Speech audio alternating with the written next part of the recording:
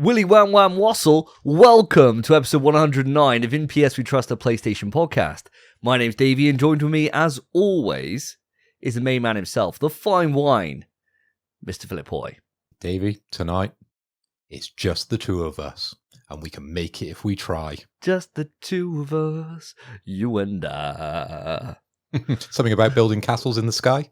Yeah, there is a bit of that. And we are going to be making some absolute beautiful castles for you today. The kind of sandcastles that you see people on like Instagram put up, you know, where they're not just a bucket and spade job. They're the kind of ones that have like a running moat through them. You know, they've spent hours working on that. And then some little fat kid with an ice cream just runs through the entire lot and demolishes it. And that's what we're going to be doing today. Running amok through the PlayStation Nation. Because we have got a normal kind of run of the show. Apart from, we do have a special guest joining us later. We got Jrod from Fresh Brewed Games joining the show in a little section that we are actually recording tomorrow from the day of recording. So for those on YouTube watching, chances are we're going to have a costume change. It's not a share show. It is just a case of this is just a reality of recording on different days. And we are recording without young Master Spencer, the prophet himself, because he's away on holiday. So he's enjoying himself in a caravan somewhere, drinking to excess, I'm sure. And we are here to make sure that we just keep on delivering that PlayStation goodness directly to the jugular, baby. And that's where we're going today. We have got a question that we're going to run off for you, but today we're actually going to use it as a quick little update. We're then going to go through what we've been playing, take a saddle on into quick news, and then keep on riding that horse straight through into the topic. And that is going to be it today. It's going to be a fantastic show, Phil. It's going to be amazing, and all the better for it being a duo cast, yourself and me, the two prime members. Yeah, I've been looking forward to it. It's been a while since we've done a duo, isn't it? I can't really remember the last one. No, it's certainly been a hot minute, and that does mean that whenever we do quick news, it means you and me are off the hook when it comes to shots. Exactly. Spencer, by default, will get that shot. 100%. Yeah. Well, he ain't here to do his impression, is he? That's the forfeit, isn't it? If you're not here, you get a shot. And unfortunately, I already know I'm not here on the next podcast because I have a works trip. So unfortunately, I might be punching down on Spencer this episode, but he has an opportunity next episode to punch down on me. It all comes around full circle. And the only downside is that, it's downside for maybe the audience. Maybe they want a duo cast where it's yourself and Spence. But I seem to be here all the time. So, yeah. Yeah, I guess so. Well, there you go. It means I get less shots of the big quiz, so who can I complain? But, audience, let's bring it on in. And we normally kick off, as I said, with a hypothetical question. But today, we're actually doing something a little bit different. We started this year's Fantasy Critic back in January. It's been 2 full months now. And the Fantasy Critic, for those who don't know, is where, just like if you're an actual... Well, you're not a nerd, to be honest, and you're doing like fantasy football. It's the same thing, but for video games. So you each start off, we had to pick, I think it was 6 games to start the fantasy year off with. We each put our bids in, got our games, and time has moved on. Since then, every single week, we're able to bid on new releases. We're able to counterpick on different people's games to really, put the screw into them a little bit. And we're going to give a little update on it. It's been a hot minute, I think, Phil. So Phil, what I'm going to do is I'm going to pass it over to you first. Give me where you are in terms of what games have you got picked for this year so far? How many slots have you got left? And have you used both of your counter picks? Okie doke. So you don't want to know the scores just yet. We'll keep that to the end. Keep people listening. Keep them on tender hooks. Unless, of course, they've been following us on Twitter, which we've probably given it away by now multiple times. But anyway, my list, the Venomous Media list, and that is my name. Of course, I won the Fantasy Critic last year, so I got to pick first. And obviously, I picked Grand Theft Auto 6 as my first game. The second game that came out of the blocks was Elden Ring Night Rain, which unfortunately doesn't seem to have gone down too well in the beta testing, but I'm hopeful for that one to score a good Metacritic score.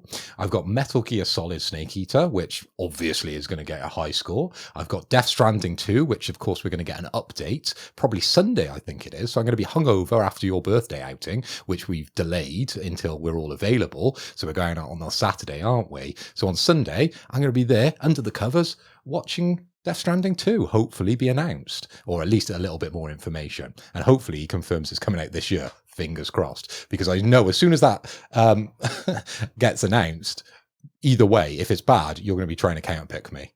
but I don't know how much they stick, because there's been a little bit of that in the past with Lewis, of course, and we'll touch on that in a second.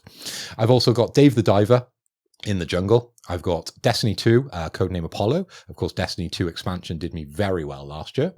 I've got an old classic, which every year I've picked. Obviously, there's only been 1 year. This is my second year with WWE 2K25. That generally scores quite well. I've gone for a little bit of a risk with the Outer Worlds 2, being a primarily, I suppose, Xbox game. I've gone for Citizen Sleeper 2, which, if you're a big fan of the show, you would have known I've recently platinumed Citizen Sleeper 1, and that scored very well, which we'll go over the scores in a minute. And then my final pick so far was Lies of P Overture. Of course, Lies of P, brilliant game. You've been playing it recently. I think we've got a bit of an update in what we've been playing on that game. So hopefully the expansion lives up to the expectation. In terms of counter picks, I've messed up straight away because I didn't think Split Fiction was going to be that well received. I don't know why. I just thought it was going to bomb because we've got to miss at some point, haven't we? We can't always be producing top class games, but yes, they continue to, and that scored very highly. So that's not been great for me. But that's the way it kind of goes, though, with the counter picks. You just never know what you're going to have. And last year, that completely fucked me.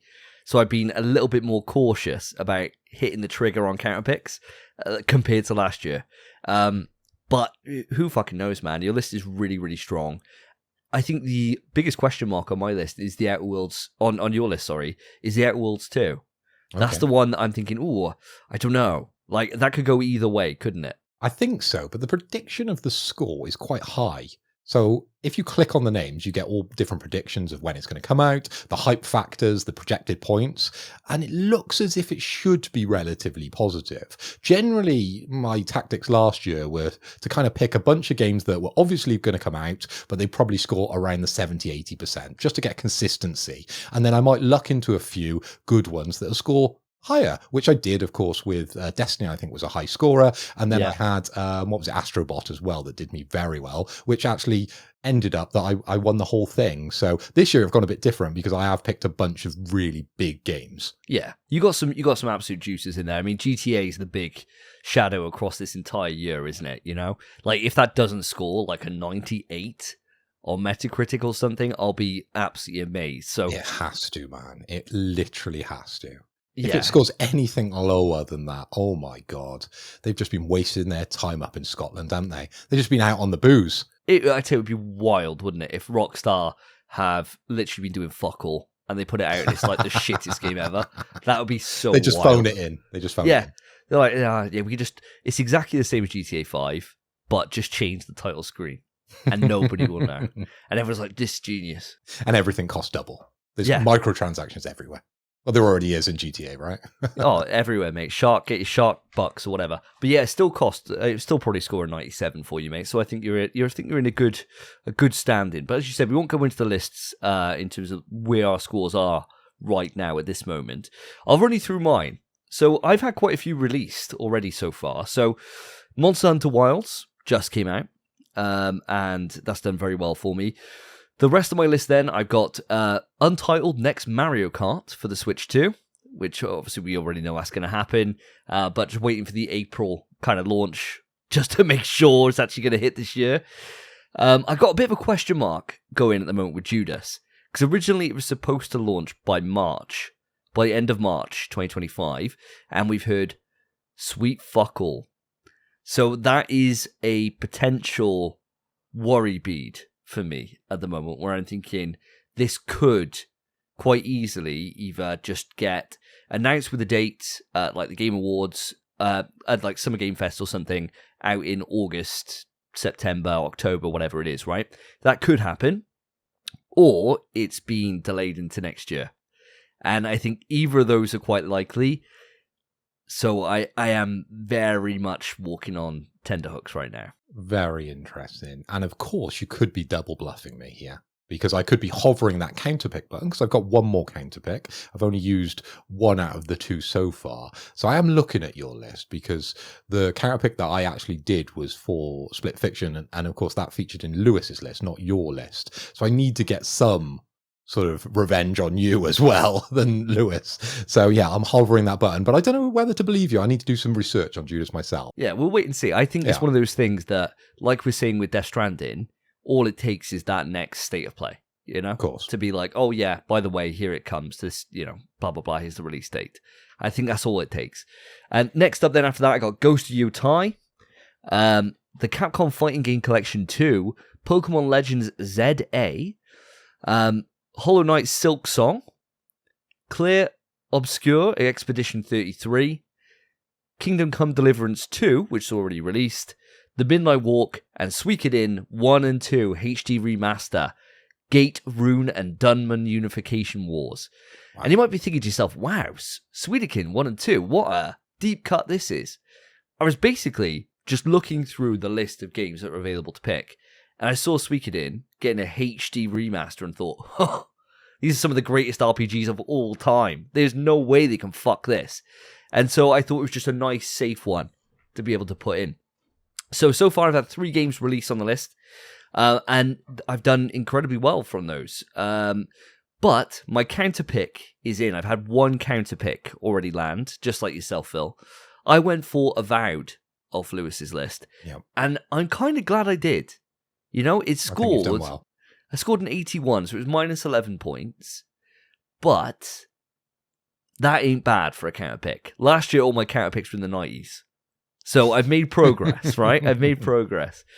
But before we get into the final kind of thoughts and get our scores at the moment, just run through the person who isn't here, Lewis, Potato Chief's list, our competitor here, if you will, our third competitor. He has gone for Metroid Prime 4 Beyond. I'm really fucking strong. Big. Doom, The Dark Ages. Huge. Avowed. Yeah. Split Fiction. Unfortunately huge. Yeah. Sid Meier's Civilization 7. We knew that score low. Yep. Like a Dragon, Pirate Yakuza in Hawaii. Meh. Unannounced mainline 3D Mario platformer. This could be a risk. I think it's mega risky, this. Yep. Xenoblade Chronicles X Definitive Edition and Ninja Gaiden 4, with his counterpick being one of mine, which is Capcom Fighting Game Collection 2. Now, just before we get deeper in this, Phil, you've got 3 slots left for games at the moment. Lewis has got 4, and I have got 2 left to pick, as it currently stands.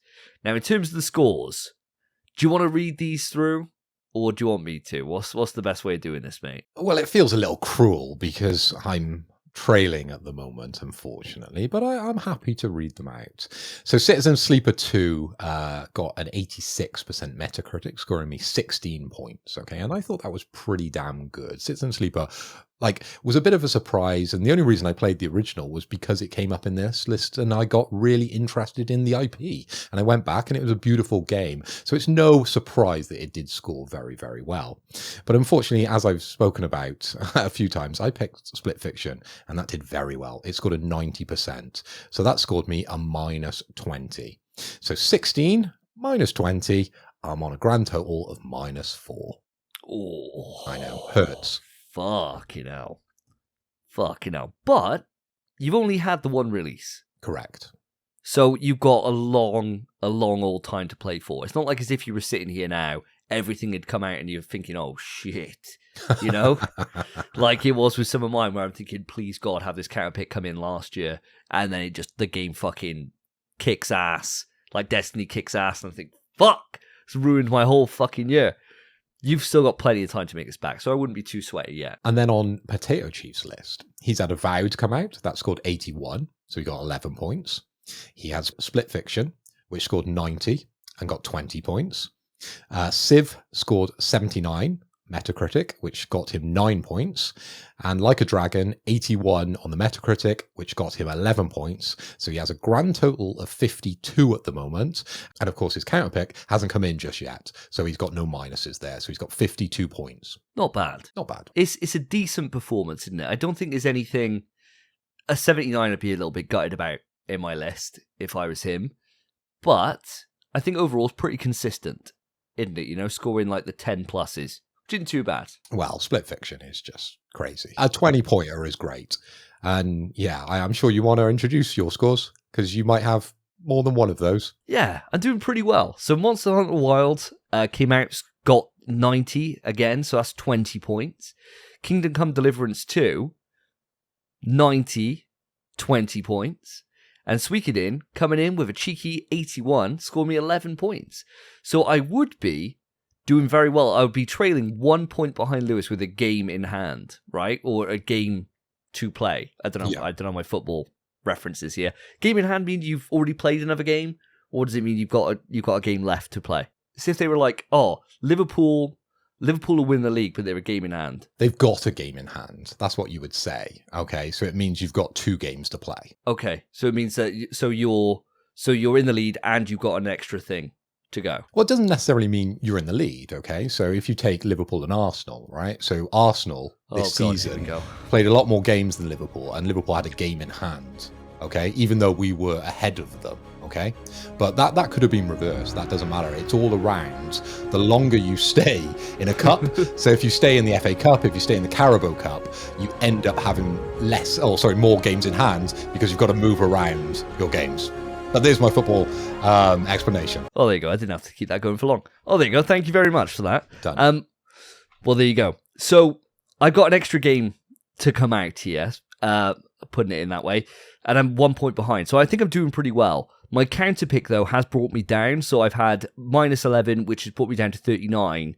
But overall, I'm pretty happy with my position at the moment. I think the only thing that could potentially fuck me over here kind of all lies on the Nintendo Switch reveal for me, because I'm looking at my list and I'm giving you probably some too many ideas here.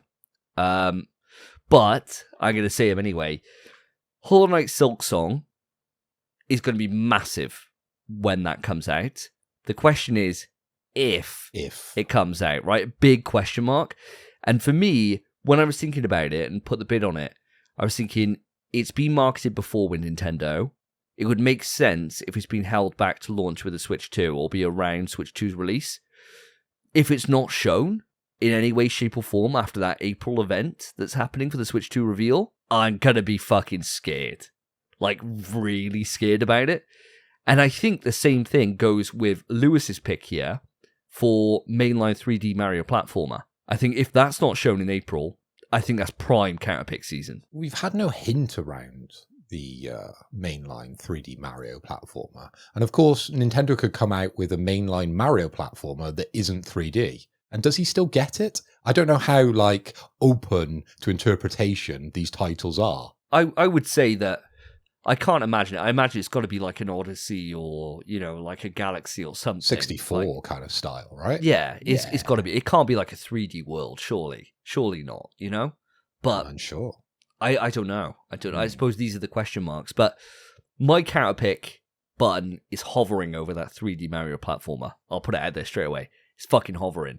And for me, I'm going to come out with it. And Lewis, you'll listen back to this and you'll think, you fucker. I made it very clear on the last one. I made it very clear when we made these bets and we put all this in. You said, Lewis, I refuse to be bullied. And I said, well, that's not up to the person who's being bullied, is it? It's up to the bullies. And so I said to you, Phil, we got to double down now. So I got to make sure my counter pick is going to be from Lewis's list somewhere. I have to, just out of precedent. I can't back down on the bully promise. And I got to find something that I need to counterpick. And the problem is he's got a strong list. That would be the only one on that list. So if you're trying to get some sort of gentleman's agreement out of me, which we both use our final counterpicks on Lewis, which I'm happy to do, he needs to pick more games. Because I should have counterpicked Football Manager. The reason I didn't pick Football Manager was I knew it was going to get cancelled, right? Because it's already been delayed and we're already halfway through the season. So there was no reason for them to release the game this year. It was always going to be delayed and it was always going to be cancelled, okay? I should have counterpicked it. But unfortunately, I didn't read the rules where Lewis, if it doesn't come out, he gets a big X, just like one of the other games, like Fable, I think got announced, which wasn't going to come out this year, and he's able to drop them. So shame on me. I should have read the rules because I would have definitely counterpicked that Football Manager. I'm really annoyed with myself. Well, speaking of Fable, I saw Fable the announcement that it was getting delayed, or like it was a rumor just before the official announcement, I thought, fuck it, I'm going to counterpick it straight away. So I went on, put the counterpick on, put like $50 or whatever down to make sure I got the counterpick for it, because I thought, fuck me, this could like make or break my season. And I thought, right, okay, well that's set in now, so he's going to be fucked. And no, apparently if the counterpick's gone in the same week that it gets delayed, it doesn't count. Which is fine, it makes sense, right? So not fuck someone over. But that was a learning experience. It's like with last year where I tried to, Spence had like Silent Hill 2 or whatever, and I tried to do a backhanded deal to be able to reclaim that game from him so I could win last year's league, not realizing that it would tell all the rest of the players in the league that this was happening, and they had to vote on it. You tried to trade Concord for Silent Hill 2. There was no way in hell that me, Lewis, and Alice were going to agree to that. I kicked up such a fuss about that because I saw that as cheating. What Lewis has done there, he's played to the rules, okay? And I can accept it. Fine. I was a little salty at the time because, I'd missed my chance to do the counterpick, and I knew it was going to get cancelled. That's the thing about it, though, isn't it, now? I think we just got to look over all our lists. As much as I do want to pick it from Lewis's list, I won't force myself to if it's to the detriment of not winning the league, right? So as time goes on, as more and more information comes out, there is a chance that I'd go to your list, Phil, but at the moment I don't really know what I would pick from yours either. Like Elden Ring Night Rain might be a strong one for me to counterpick, but I'm not that confident. I think it's still going to do really well. Yeah, I think it will too. Now, it's a bit of a balancing act, this game, isn't it? Because how much do you want to bully Lewis and how much do you want to win the league?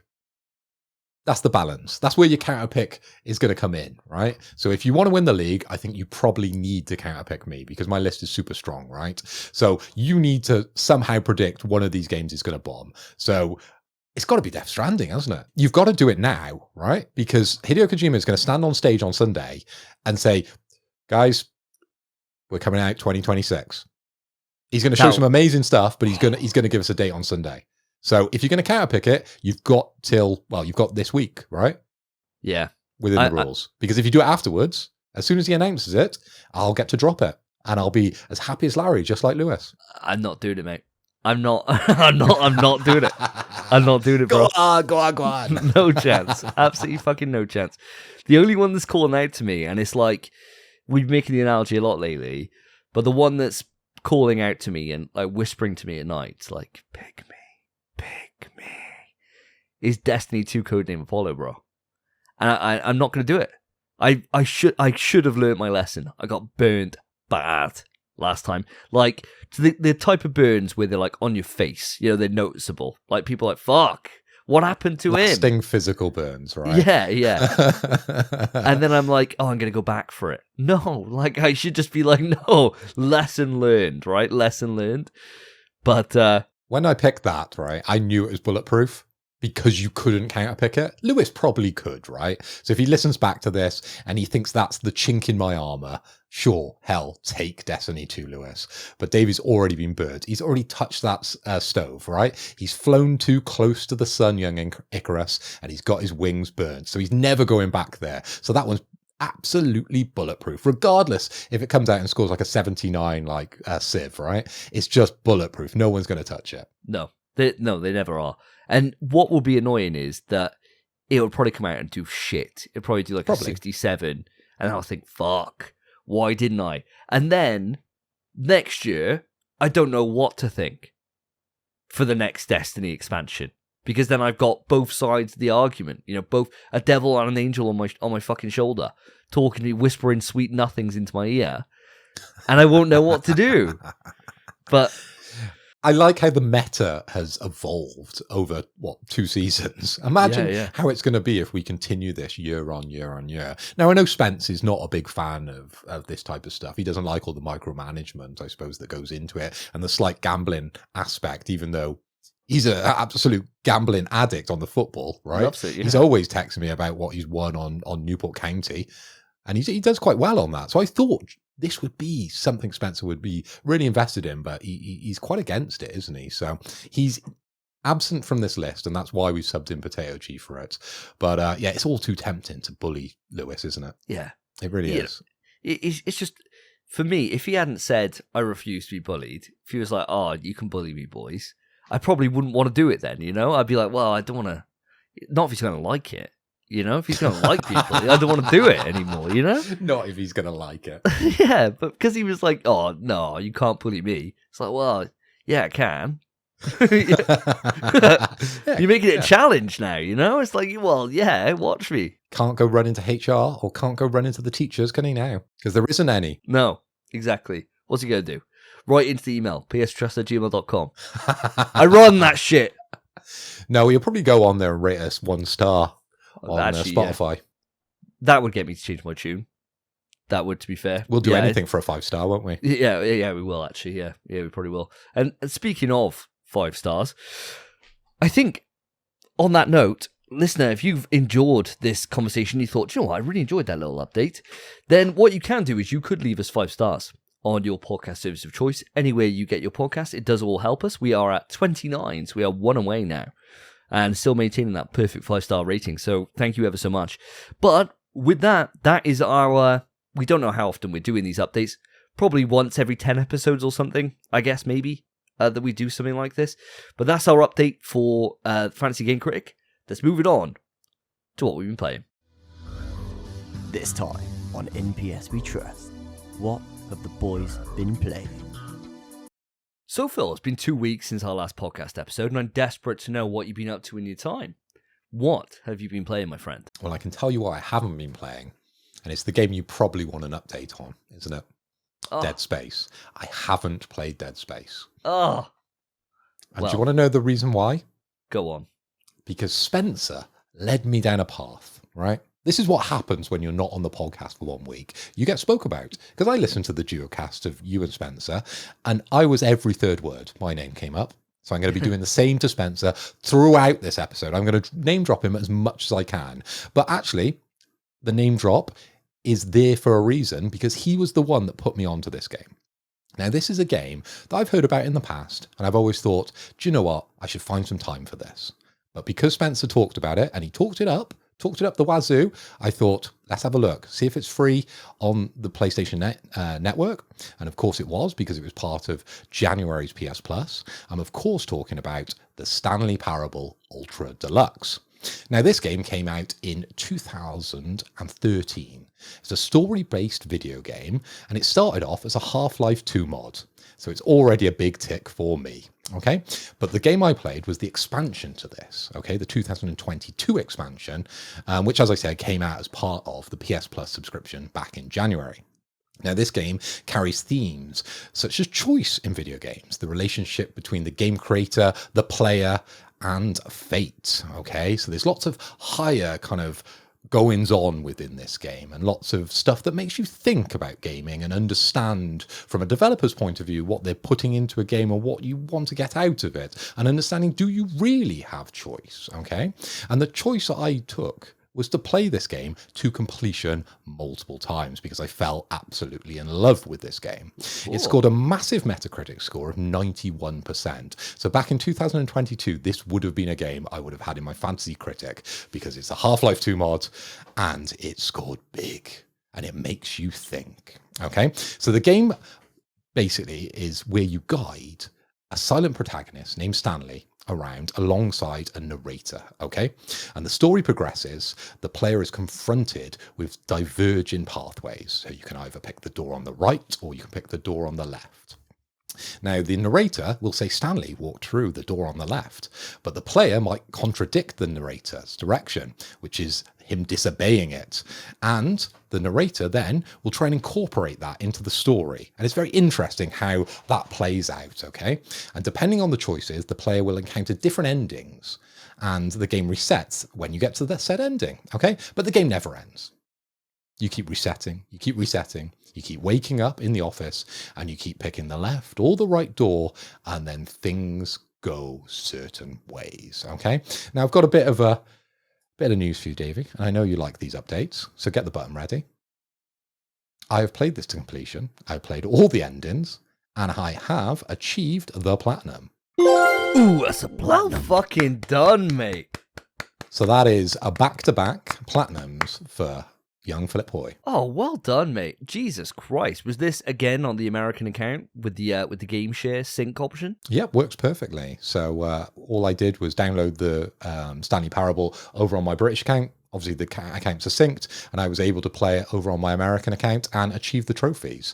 But the trophies are somewhat difficult in not a game sense, more in a time sense, okay? So there's lots of weird kind of breaking the third and fourth and fifth, sixth and seventh wall with this game, okay? There's lots of walls and you break literally all of them. I think Hideo Kojima, if he ever plays this game, I think he would enjoy this game because it really makes you think about everything outside of the game as well as what's going on inside the game. So one of the trophies was that you had to play the game for an entire Tuesday. Okay, and there's no way to game this trophy, okay? There is a trophy for playing 10 years, and of course you can game that, right? You turn off the internet, you reset the clock, and you go 10 years into the future, then you turn the internet back on and the trophy pops, right? It's as simple as that. But playing for a whole Tuesday, slightly more annoying. You turn off the internet, you reset it to a Monday, like a 12, like a 11 or half 11, and you have to leave your PlayStation on for that entire day. Okay, so Stanley sits in his office for the entire day. You just leave it on. You turn off all the power sharing. Obviously, that's bad these days. Everyone wants to save energy because it's so damn expensive in the UK.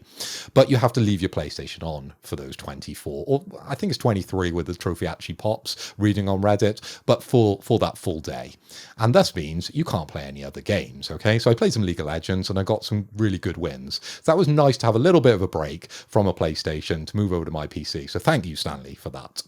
Okay? Google says it takes around 12 hours to play the game, or sorry, complete the game to completion.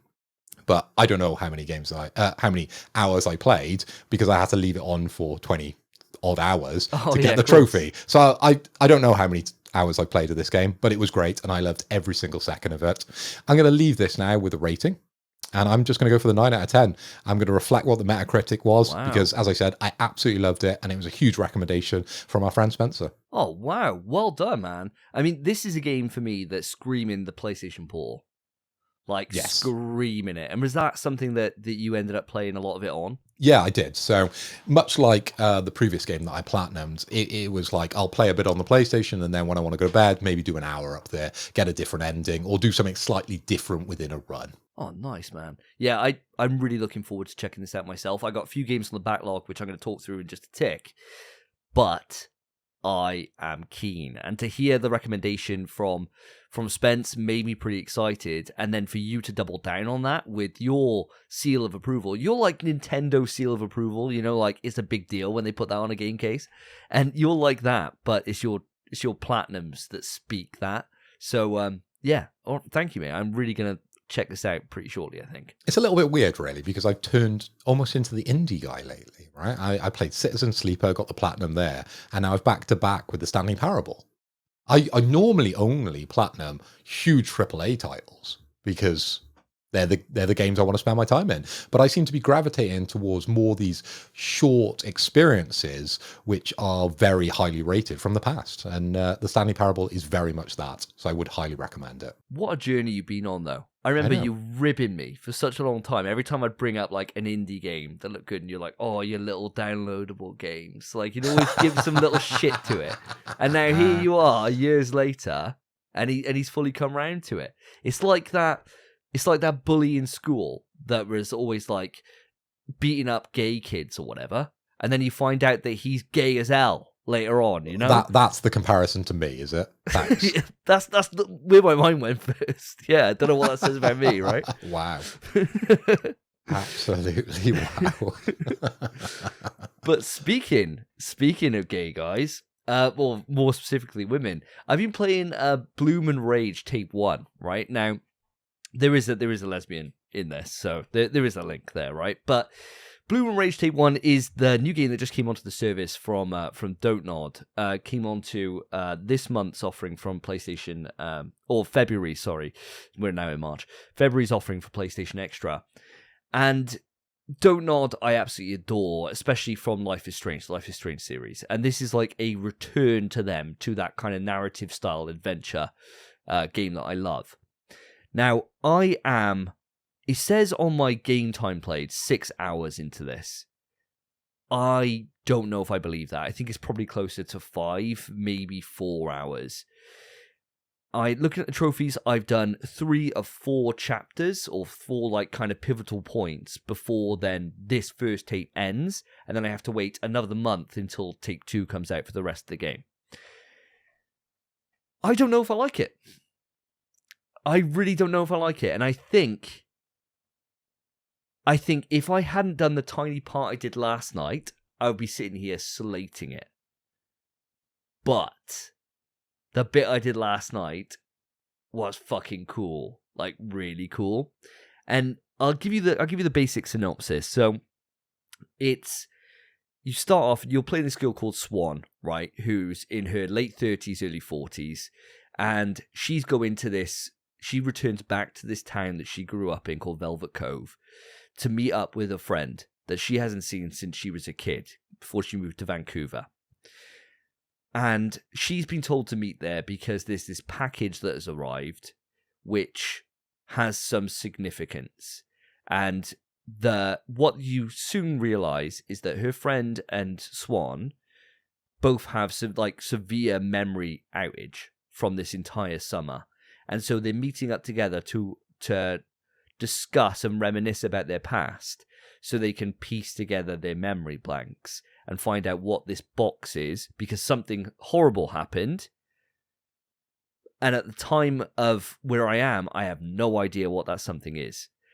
What I will say is these 4 hours or so that I've played it have been exceptionally slow. Like, very slow. Now, part of this is probably my own fault. I play these narrative style adventure games very slowly.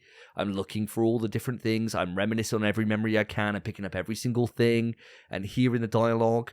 But even with that, I'm noticing that there's been no drama. There's been nothing. It's just been character development for these 4 girls. And if I hadn't played the last hour, which I did last night where I stayed on for an extra hour, because I was like, I'm going to turn it off, I'm fucking bored out of my mind, something then happened where the mystery started to open up in terms of what's gone on in their past, and it gripped me. And I was like, fuck. And then I didn't want to put it down, right? And I'm in 2 minds. Because if I hadn't done that last hour, I would be saying that this is the slowest, most boring game, and I don't know why they've taken this long to get something going. But now, I'm sitting there thinking that character development may have been key to get me to the point where this mystery now works and I buy into the characters and their dynamic. So I'm very torn at the moment. I'm very, very torn on where I am. And I think I won't have the full picture until Take 2's out and I've played the entire game to see how that pacing works across the entire thing. Because right now, 75% of the experience has been balls dry. It's been literally, I'm so bored, man. Like, I'm getting to the point where they're chatting and I'm checking my phone. You know, like, I'm so uninterested in it. And now, as soon as we finish, I'm going to go back on and finish it.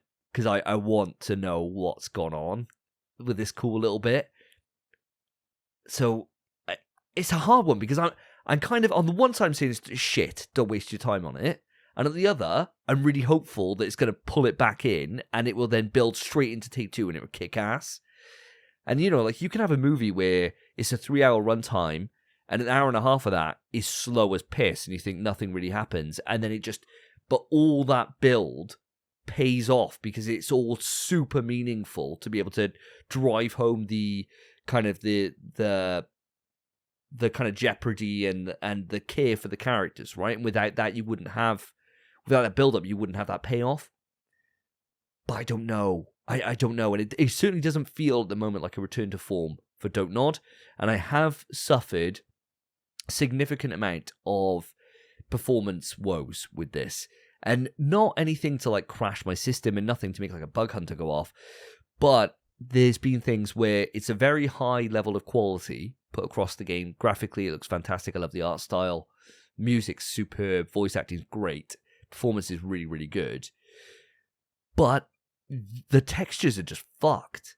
Like, you'll look away from something, and you know, like, you wouldn't know this, but when you're playing on a VR, right, you got like, wherever you're looking, it will like render those moments, right? And then when you look away into a different area, and they're outside of your vision, they're hazy and they're not quite there, right? And then it kind of foveated rendering, I think they call it. It's like as if that's present on this game, because you'll be looking at something and then you'll turn your camera and then half a second later it just comes into full view and you're like, huh? And that seems to happen all over the place. And then I'm playing on my Odyssey headphones, right? Like high-end fucking gaming headphones. So I put the sound up to be like a wide dynamic range so I can hear it. So there'd be a huge difference between the quiets and the louds, right? But all that's meant is that if somebody's standing slightly off from center, they're fucking quiet as hell. So if I'm looking forward and there's a character in front of me and there's a character to the left and a character to the right, even if they're at the same distance away, but just out of my just in my peripheral vision, the noise from them is like as if they're fucking miles away. And I don't quite get it. It's this weird thing where it takes me out of the experience quite often. But all that said, I still want to play some more. So I don't really know how to take this at the moment. I think if I had to rate it, Phil, I'd probably be coming in with a 6 right now. Mm-hmm. But there's a potential that I could finish this and it might be an 8. You know, by the end of this chapter, I think like that's how powerful this ending could be if they've done it right. And it's a very weird position I'm in at the moment. Very weird. So it's very nice to get something like this for free, and it's a continuation of the sort of series or the IP that you enjoy, isn't it? I believe they're different characters that you explained to me last time. You've never met Swan, and I assume that's the reason why you have gone through such a large portion of the game just with character building. And I know last couple of episodes we spoke about maybe this was a bit of a problem because you're getting tape 1 or part 1 within April's, and then you have to wait a couple of months now until you get tape 2 to be able to finish the story. But it very much sounds like you've got this narrative block where you get all the character building and they're going to build up to some sort of cliffhanger to keep your interest. It's kind of an obvious thing, isn't it? So I don't know if you're going to get that payoff, and I don't know if you're going to feel cheated because you're going to have to wait so long to actually find out what happened. And will you still be interested when tape 2 comes out? So it's going to have to be pretty big, right? It's got to be, yeah. And I mean, like there was this cool ass section, and this isn't like a major spoiler, but there was just this cool section where you played like Truth or Dare. And I was thinking, oh, this is gonna be dry as hell. I can't wait to hear what their secrets are. A bunch of girls playing Truth or Dare? 16-year-old girls. You couldn't. Oh well, 16. Wow. No, they're still legal in the UK. You could definitely press the kiss button. Oh, way too young. Way too young. And your mum walks in. Not that you live with your mum. Jesus. What are you doing? Oh my God. Playing Truth or Dare with a bunch of kids and you're always picking Dare. And and the Dare I had to do was you had to go in and play Bloody Mary, right? So you have to go into the toilet with a candle in this like rundown shack. And you're like, Bloody Mary, Bloody Mary, Bloody Mary. And then you can just keep on pressing Bloody Mary and you just keep on pressing it for ages. And it just becomes more and more freaky and like music's kicking in. And I was like, oh my God, this is good. Like, this is really good. It's like really built tension and there's been fuck all throughout this entire game. So I don't know, man. I don't know. I think that it may pay off. I've got a bit of confidence now with the section I've just done that it may well pay off really strong. And it's only a month to go in real terms. Oh, okay. I thought it was a bit longer. So no, it came into the service on the 18th of February, I think it was. Yeah. For tape 1, and I think tape 2 comes out in April's release, so it'll be around like the 13th of April. So it's only like a month or so I have to wait in real terms from now. So it's not that long of an ask, and it's enough time that the narrative, if it does end up paying off, could simmer and like work on my mind, and I could get to that part where I go into part 2, and I'm even more forgiving of its pacing if the pacing drops again, or it could work in the complete opposite way, and I could be like, fuck me, I've waited so long and this is shit. So I think what you're saying is it's going to be a roll of the dice, and I don't know if they're going to pay it off. Whereas if I was 4 hours into Life is Strange, the first one, or even True Colors or any of them, 4 hours in, things are fucking heated up. Like they heat up within the first hour and then they just cook. Whereas here it's been that slow fucking fuse lighting. And it could be that it just works into a fucking dynamite explosion. Yeah. But it could just be a simmer. Because it's a 2-parter, it has to be built that way. it's not built like a normal game, is it? Because you need to have that build up to get people's interest to move on to the second game. So it's kind of like a rule set that you have to abide by. And as we know within video games, having those kind of rule sets is a coin flip, right? Some developers work really well with these things and use it as an advantage and really blossom from it. And then some developers really find it as a burden and it really hampers the game. So fingers crossed it is the first version of that, and it is a benefit and they learn to use something like that and it's worthwhile. But I guess we'll see in April, right? Yeah, exactly right. And by the next episode, I'll have definitely finished it. So I'll be able to give you the full thoughts on if it actually stuck the landing and if I am interested in tape 2. But so far, I'm feeling like I will be. We'll wait and see. Now, quick fires for you in terms of updates. So my girlfriend, Karen, has been playing through The Last of Us, right? She's not been a gamer before. She's just started playing games. And so one of the first ones, because I thought of all the accessibility features, would be a good one to start with, would be The Last of Us. And so she played it through to completion. Really proud of her. She did a great job. Finished the game off 40 hours later. Bless her heart. And bloody hell. I know. I take a long time with games. 40 hours. Oh yeah, mate. Jeez. Oh, it was nuts. But she did it, right? Well done to her. Well done. She has now started The Last of Us Part 2. And so I thought, well, do you know what? I'm going to pay for that £10 upgrade, right? And I'll put it so that she can play it, and it's the PS5 version. I've got the disc version for PS4. Put it in, pay the £10 upgrade, and fuck it. I'll do it. It means that she can play it, right? I wasn't going to be the total stance that I was for Last of Us 1 when there was nothing else included. At least you got no return mode here, right? So I got something else that I can do with my time on this game. But that does mean, from doing that, I have earned myself a platinum trophy. Ooh, that's a platinum. Yeah, I don't. It's like not even a full golf clap because you've just paid for this one. This is worse than paying 59p for My Name is Mayor. Yeah, it sucks, man. It's like, and granted, I imported I booted it. I'll let you know how it works. Booted it, and I thought, oh, no trophies popping. This is cool. And then it was no return mode, and I clicked onto it, and it's like, oh, everything's kind of locked. Oh, you got to do story progression on this, and I was like, fuck. I'm going to have to import my save. Imported my save, trophies straight away. Bling, bling, bling, bling, bling. So I could have been smart about this and avoided it and earned it myself, right? Could have done that, but I didn't. So this one is definitely on me. It's not like the Resident Evil 3 one where I just put the disc in, not thinking about it, and it auto popped. This one's on me. I kind of chose to do that platinum to be able to put my save in, but still, yeah, I don't deserve any praise for this. Doesn't feel good. I mean, I got a platinum for, Death Stranding, Director's Cut, and there was a few kind of smaller trophies that you had to invest a little bit of time into. But as soon as you imported your save, you were 90% of the way there. So I like games that give you a little bit of a challenge, but not where you literally pay £10 and they give you a trophy. It feels dirty, doesn't it? Yeah, I don't really like it. But what I will say is that, bloody hell, this game's great, man. I've been watching Karen play it through because I was saying to her before she dives into season 2, she has to, of the TV show, she has to have played past a pivotal part, which if you played the game, you will know what I mean, audience. She's got past that part now. Oh, she has? And so how did she react? She couldn't believe it. She was just like, what? And and she was like, oh, everything will be okay. I was like, and then the next scene is, the confirmation that no, things aren't okay. And she was like, oh. How can you recover from something like that? I don't know. Video games, isn't it? Your face just molds back in? I don't know.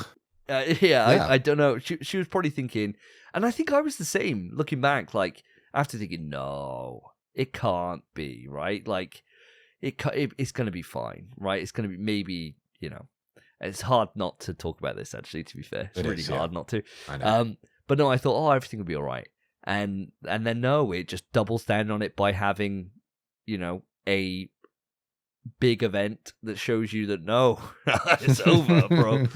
And so yeah, so she's in Seattle at the moment. I think she's at the end of day 1, so she's doing really, really well with it. So quick little update there, but that's a little platty. And then a second platty, which I definitely did earn, is Lies of P. I have now earned the platinum trophy. Ooh, that's a platinum. You can have a proper clap for that one. Thank you. That's a big game. Yeah, do you know what? It was a lot of effort. It was 2 full playthroughs, 42 hours I think I did it in, and I just couldn't put it down. I really couldn't put it down. I absolutely loved every fucking goddamn minute of it. Cannot wait for the DLC. I went on about this quite a lot last episode, so I won't bore our listeners to tears, but Jesus Christ, if you haven't played this game, it's the best FromSoft game that wasn't made by FromSoft. It's fucking incredible. I absolutely loved it. So, highly, highly, highly recommended. Sticking on a 9 out of 10, same as last time.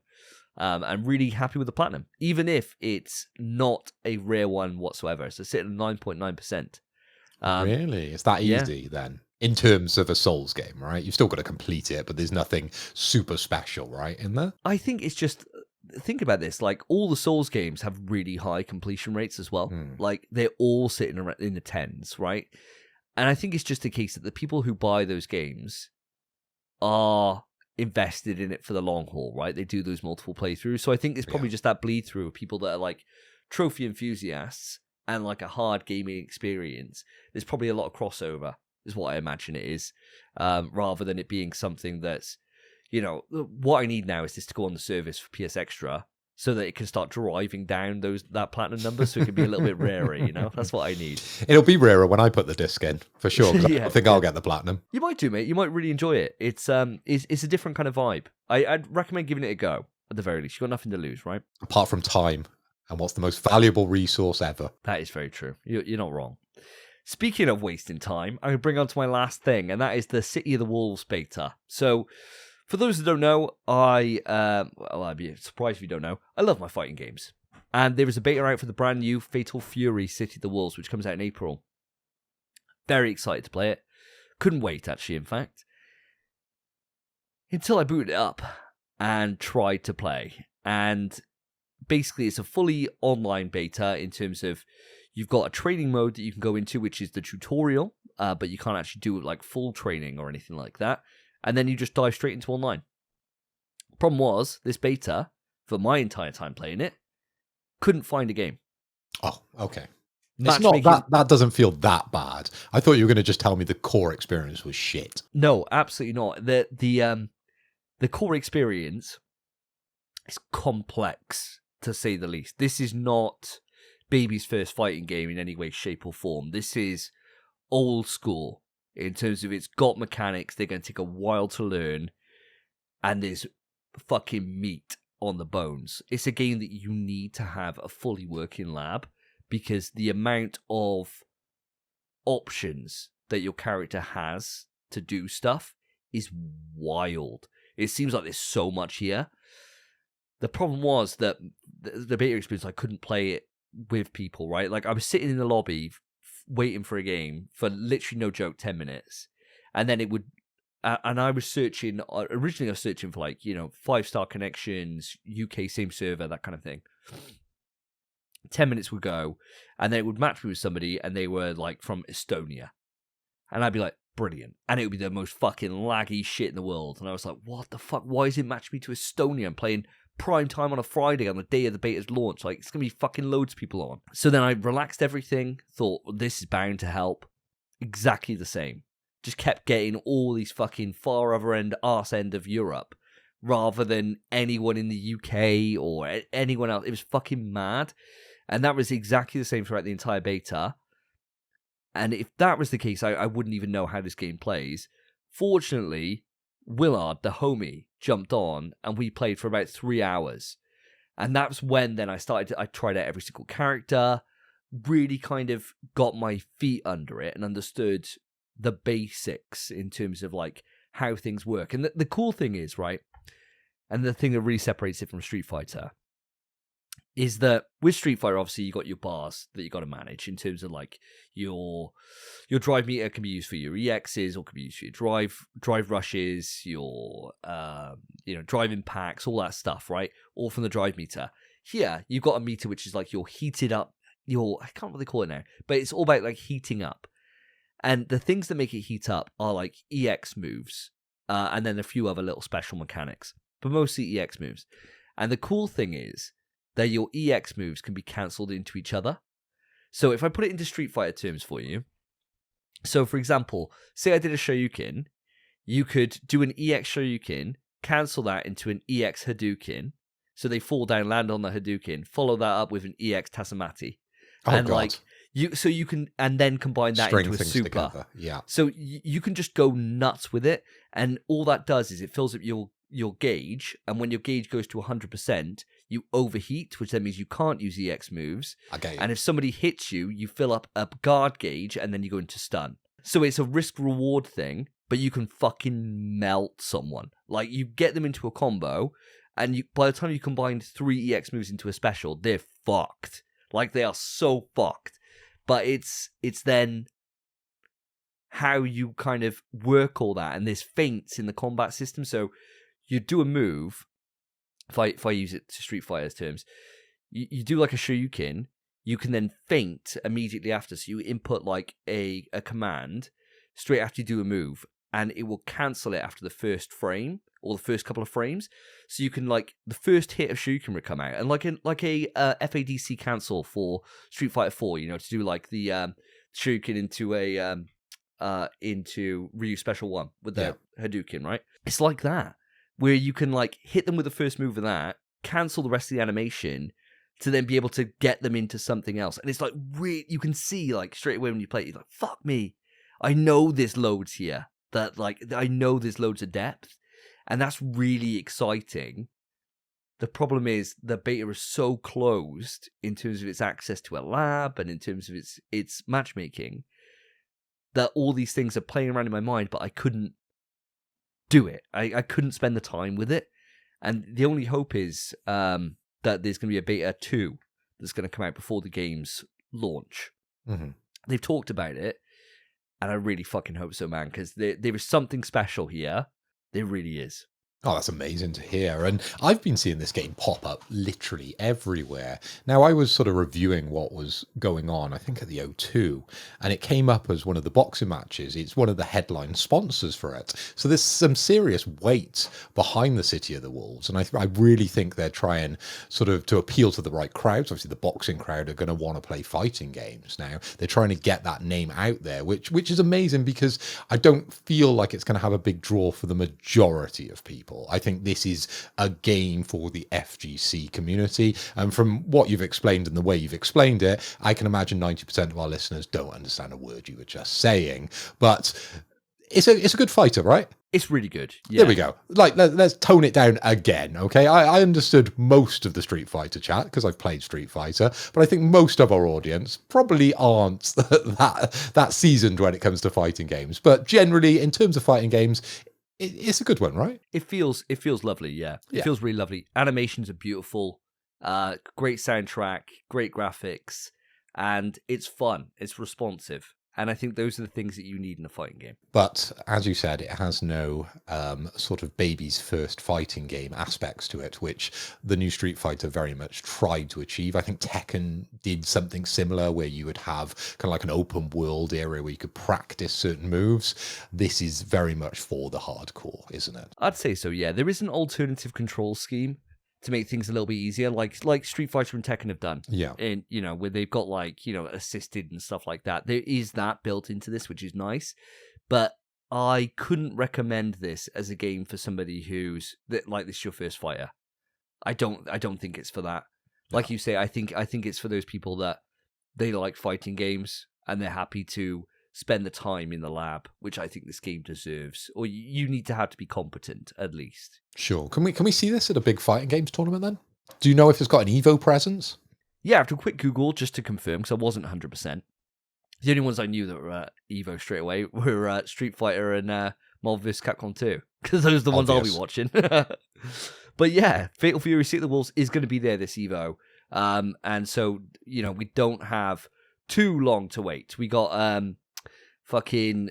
Las Vegas one, which is the main one, is in August.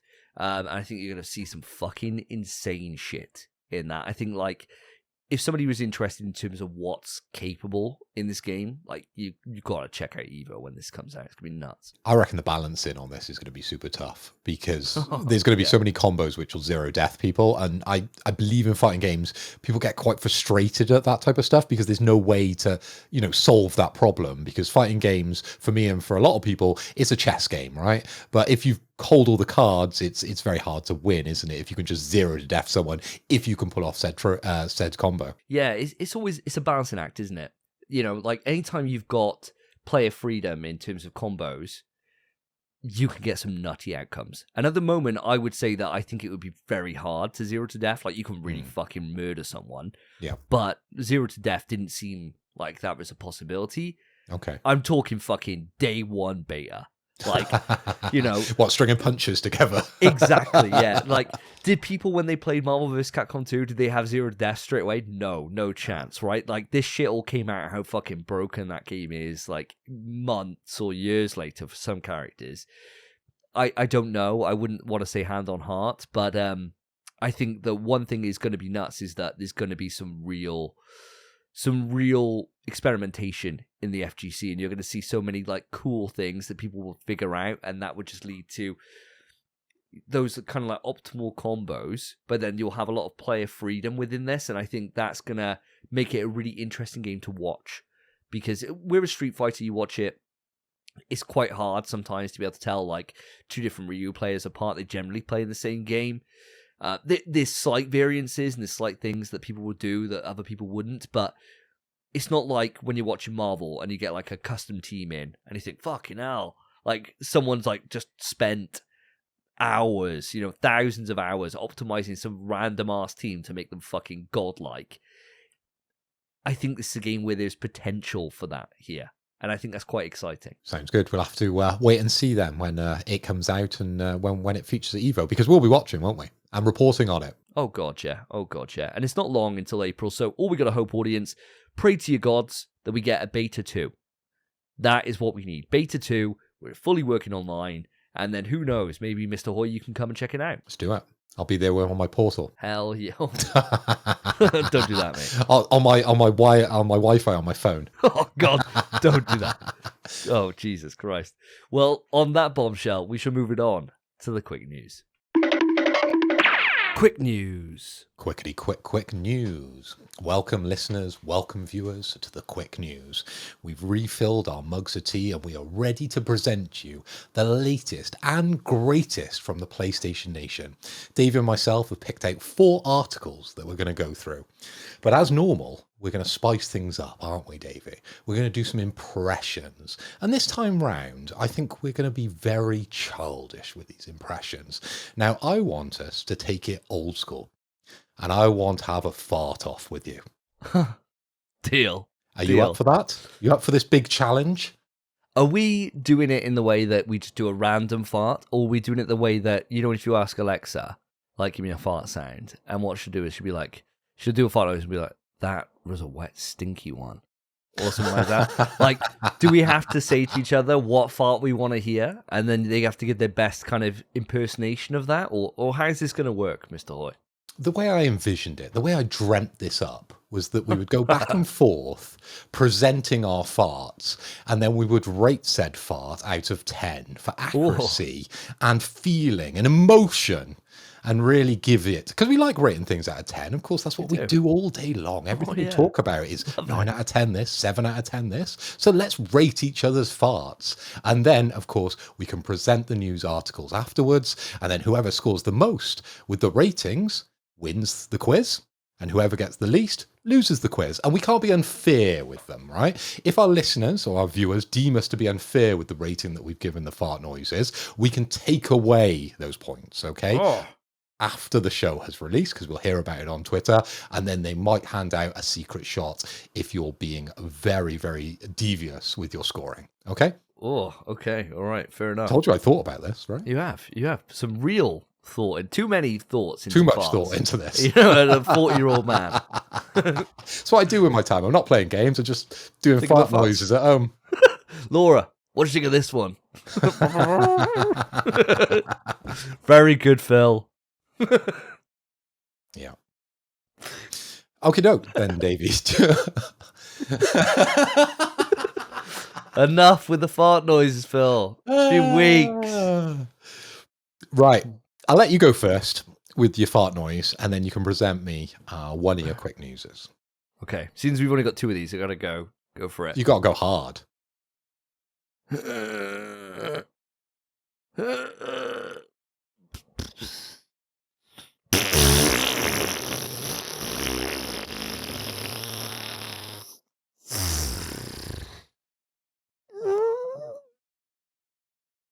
Oh, very good, sir. I love the little crescendo towards the end, the little whoop, the little whistle. Because they do come out like that from time to time, don't they? It's one of those ones that what I was trying to convey is the art sometimes where you're a little bit backed up and you think you need to go. You know you're desperate, man. And the crack in the dam starts forming, where it's just like that little gust, and then like, hold on, Janet. Where you're just like, oh, and it's just flooding out, bro. We've all been there, and we've all been there when we don't want others to really notice or draw too much attention to their said fart, and they all start off a little bit like you've done, but yes, they do end up growing, unfortunately, and there's nothing much you can do but just own it. Yeah, and then you just walk out and just blame it on something else. The cat. I always blame it on the cat. Whenever I fart around my son, I'm always like, Eddie. It's my cat. And, and my son's like, Eddie doesn't fart like that. I'm like, well, you just heard him. Oh, no, it's you, Daddy. No, absolutely not. Absolutely not. You're a liar. You're an absolute dirty liar. Quick news. Well, we got a bit of sad news here. Well, actually, it's fucking devastating news. I don't know why I'm underselling it. It's absolutely fucking devastating. So, Warner Bros. Discovery have announced it is shutting down 3 of its video game development studios, namely Monolith Productions, Player First Games, and WB Games San Diego. Now, I got a little bit of deeper information for you, if you're wondering who these guys are. So Monolith are the ones that fucking hurt me the most here. So they are known for the Middle-earth Shadow of Mordor games. But for me, Fear. Now, the Fear series back on PS3 kicks ass. Really fucking does. First-person, horror-based action. Fucking class. Player First Games. You may know them as the developers of Multiverses. So they recently announced the Multiverse was shuttering. So this one is sad because I thought they might be up to something else, but that seems to not be the case. And WB Games San Diego, I didn't really know about these guys, and that's because they're mostly focused on mobile and free-to-play games. Now, there is one extra little bit of caveat to this. Monolith, as we all know, were working on the Wonder Woman game. Now, apparently this game had been in development for 3 years. We heard about it, I think it was last year, but it might have been the year before that we had that initial kind of trailer with the shields for Wonder Woman. I remember they were like, Wonder Woman game in development. Fuck, huge. That's going to be awesome. That's cancelled. So all that time gone at the Swanee, and now Monolith joined the long list of legendary game developers which are now completely gone from this world. How do you take this news, Phil? It's just very, very sad news, isn't it? And the obvious reaction to this is disappointment, really. Because when a big video game conglomerate, if you like, in Warner Brothers is cutting studios, you always feel for the direct outcomes of the developers and the families and the people that it affects, right? More than the games a lot of the time, because over the 109 episodes we've done, we report on this stuff quite often, and it's always a bitter pill to swallow. But I read a little bit further into this, and the reasons they give is that they want to focus more towards the bigger IPs, okay? The Harry Potters, the Mortal Kombats, the DC games, which strangely, do they not know Wonder Woman is a DC game? This is what came out in their press release. I was like, what the fuck? And their Game of Thrones games. Now, that's kind of an obvious, right? That you should be focusing more efforts towards your bigger IPs. But when you cut studios that were doing kind of games that were a little bit more on the edge, a little bit different, you ruin creativity. And for me, that's what's happening here. Everyone's tightening their purse strings because everything that's going on in the world, it's hard for everybody, including Warner Brothers, and you're just seeing the fallout of this. Now, as I said, it's very sad to hear that the Wonder Woman game is being canned, because that was a really strong IP and a lot of people were very hyped around it. We don't get many Wonder Woman games, or we don't get Wonder Woman enough in games. Now, I'm not the biggest DC fan, but I fucking love Wonder Woman. And I know there's a lot of people that appreciate Wonder Woman out on the internet for good and for bad reasons. And the absolute uproar that I saw on Twitter, I was astounded by. Now, I didn't realize it was that big. I love it, sure. And there's a lot of other people that like it, but people went crazy on the internet about this news. I think it's just one of those things that, like, we've seen how good, like, a Batman game could be. We've seen how good a Spider-Man game could be. Like, DC, the top 3 in DC are Batman, Superman, Wonder Woman, right? Like, we've had Batman. That's countless times. And that's it, though. It's like, it's fucking mad to me. Like, I think Wonder Woman would be cool because you've got loads of ways you can take that, right? Like, she can fucking leap. In some versions, she can fly. She's got an invisible jet, hasn't she, in certain things? She does. It's weird. She does, yeah. Maybe they'll leave the jet out. Yeah, leave the jet out. Yeah. You've got, like, you've got a lasso, like, her lasso is just fucking sick. And she'd just be, like, really fucking cool combat. Like, you could just see it, like, with sword, fucking fists, whip, class. Like, deflecting bullets yourself with parry system off the gauntlets. Like, it just writes itself. And you don't have to go... It's not like with Supes where you got to really think about, fuck, how do we bring this amount of power into a game and make it actually fun and not make it be on autopilot? Like, you can ground it a little bit more and make it a little bit more restrictive with Wonder Woman, but still have the power fantasy that she would be able to bring.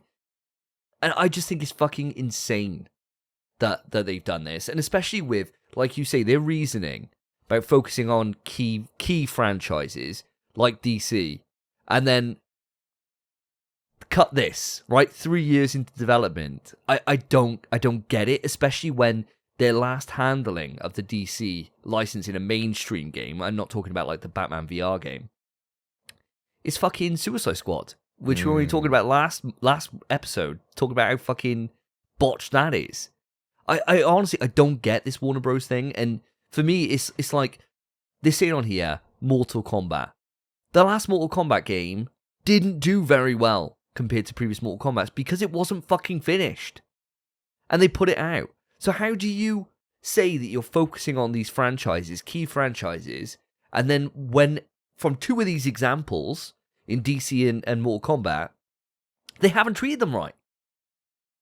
I don't understand. It's just a disappointment, really. And it's hard from sort of our outside perspective to actually physically know what's going on in the boardrooms and who's making these decisions at the top, maybe not understanding the sort of quality of games that these games developers that they've cut, we're going to lose in the future.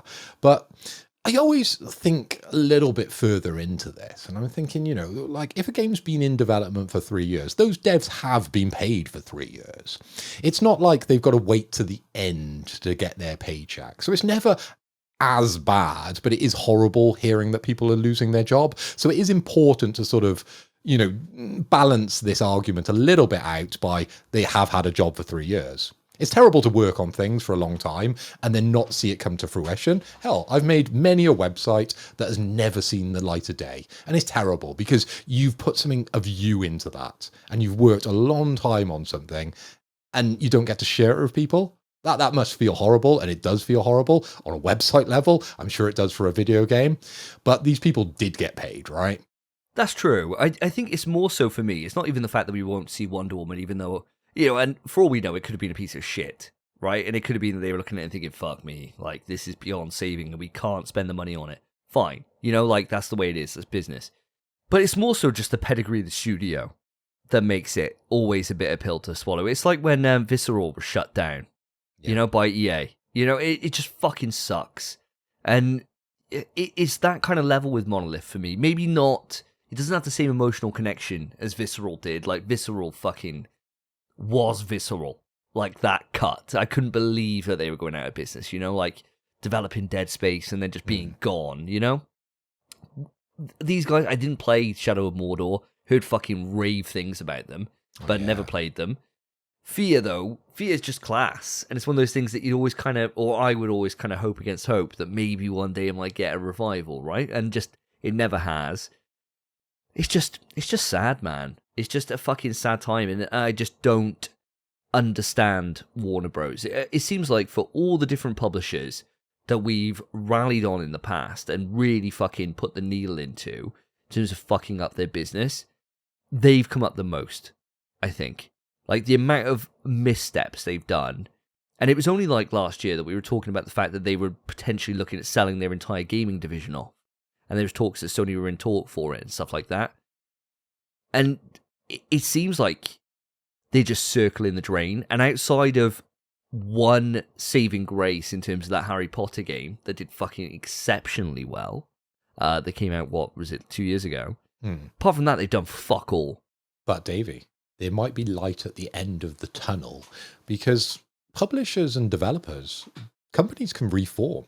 And I'm only saying that because my next bit of quick news, which I'll move on to after I rate your fart, because I realise we've missed that, and then give you my fart to be rated, I've got some news about a very exciting publisher coming back. So, Davey, for your fart, right, I think, because you've set the bar very high, I don't want to go too high because I need the possibility of beating you. So I'm going to rate it a 7 out of 10. It was impressive. It did have a story, but did it really grip me? I don't know. Do I remember it too much? We're 3 or 4 minutes after the fart. Am I still smelling that fart? Am I still smelling what you're cooking? No. So it's just an average 7 out of 10 for me. Okay, fair enough. Well, let's see you raise the bar then. Give me your fart. Now, I don't know if I'm going to raise the bar, but I want to do an impression of said fart that I may or may not have done the other night. And Laura cannot stop doing it around me. So this is the reason we've ended up as this being part of our quiz. Because all bloody week she's been doing this fart to me to try and wind me up. And it's got to me. So I need an outlet. And I'm on a pedestal. I'm on a podcast. So this is my outlet to share these farts with you. Okay? So all get ready for this one. Go on. It's probably not going to be that impressive.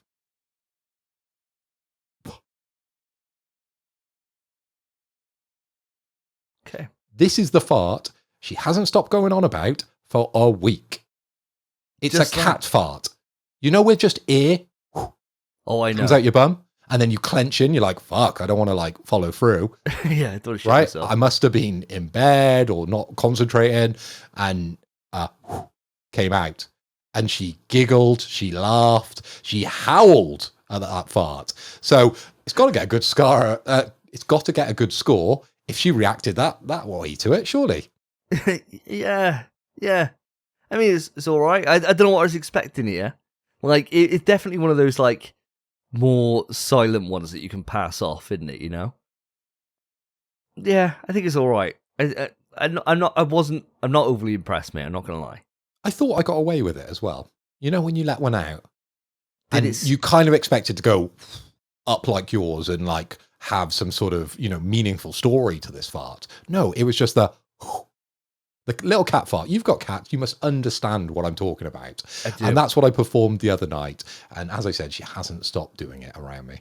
It has, did it stink is what I want to know. Because sometimes those ones where it's silent but violent, This one wasn't. But then again, I never think when you fart that it's as violent for you because your smells. Oh, dude. And even with a partner, I find that you don't really get used to their farts. Oh, bro. They're always the worst. A partner's fart it turns my stomach. Catastrophic, yeah. Women's farts in general just fucking mank. What are they doing? Yeah. Because they can come out both ways. Yeah, they're queefing all over the place, letting it rip out out the vag and the arse. It's just grim. It's absolutely grim. You're getting that fish and poo stink coming from both sides. It's just there's a reason why people are gay, and I You've brought this up a lot. Does something you want to tell us now? Spencer isn't on the podcast, so it's a very masculine podcast tonight, isn't it? Yeah, so, of course you need to, I'm just filling his boots a little bit, you know. Like someone's got to take that side of it a little bit more, and I'll take those on. But no, I think it's one of those things sometimes where you can have like your own fart that's just diabolical. You can be like, fucking hell, like what have I been eating? Like what has set this off? And so not all of my own is sweet. There's some where I definitely know that, God, I might have like bowel cancer. You know, where it's like that's a step up. Yeah, like fucking hell, I'm rotten inside. Like this smell shouldn't come from a human being that's alive. You know? Like you expect it to be like those kind of gases that, you know, when someone dies underwater and they float back up to the surface, and you can just imagine if you put like a pinprick in them, that smell that would come out would be like disastrous. Yeah. Awful. Like that kind of smells come from me before, where I'm like, it's so bad that I'm like, ugh. Like, oh fuck.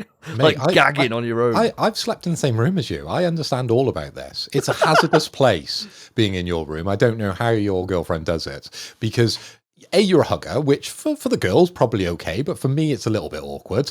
Yeah. There's always a surprise in the middle of the night, which again, a little bit awkward for me, but for her probably quite enjoyable. But you snore like hell and you stink. yeah.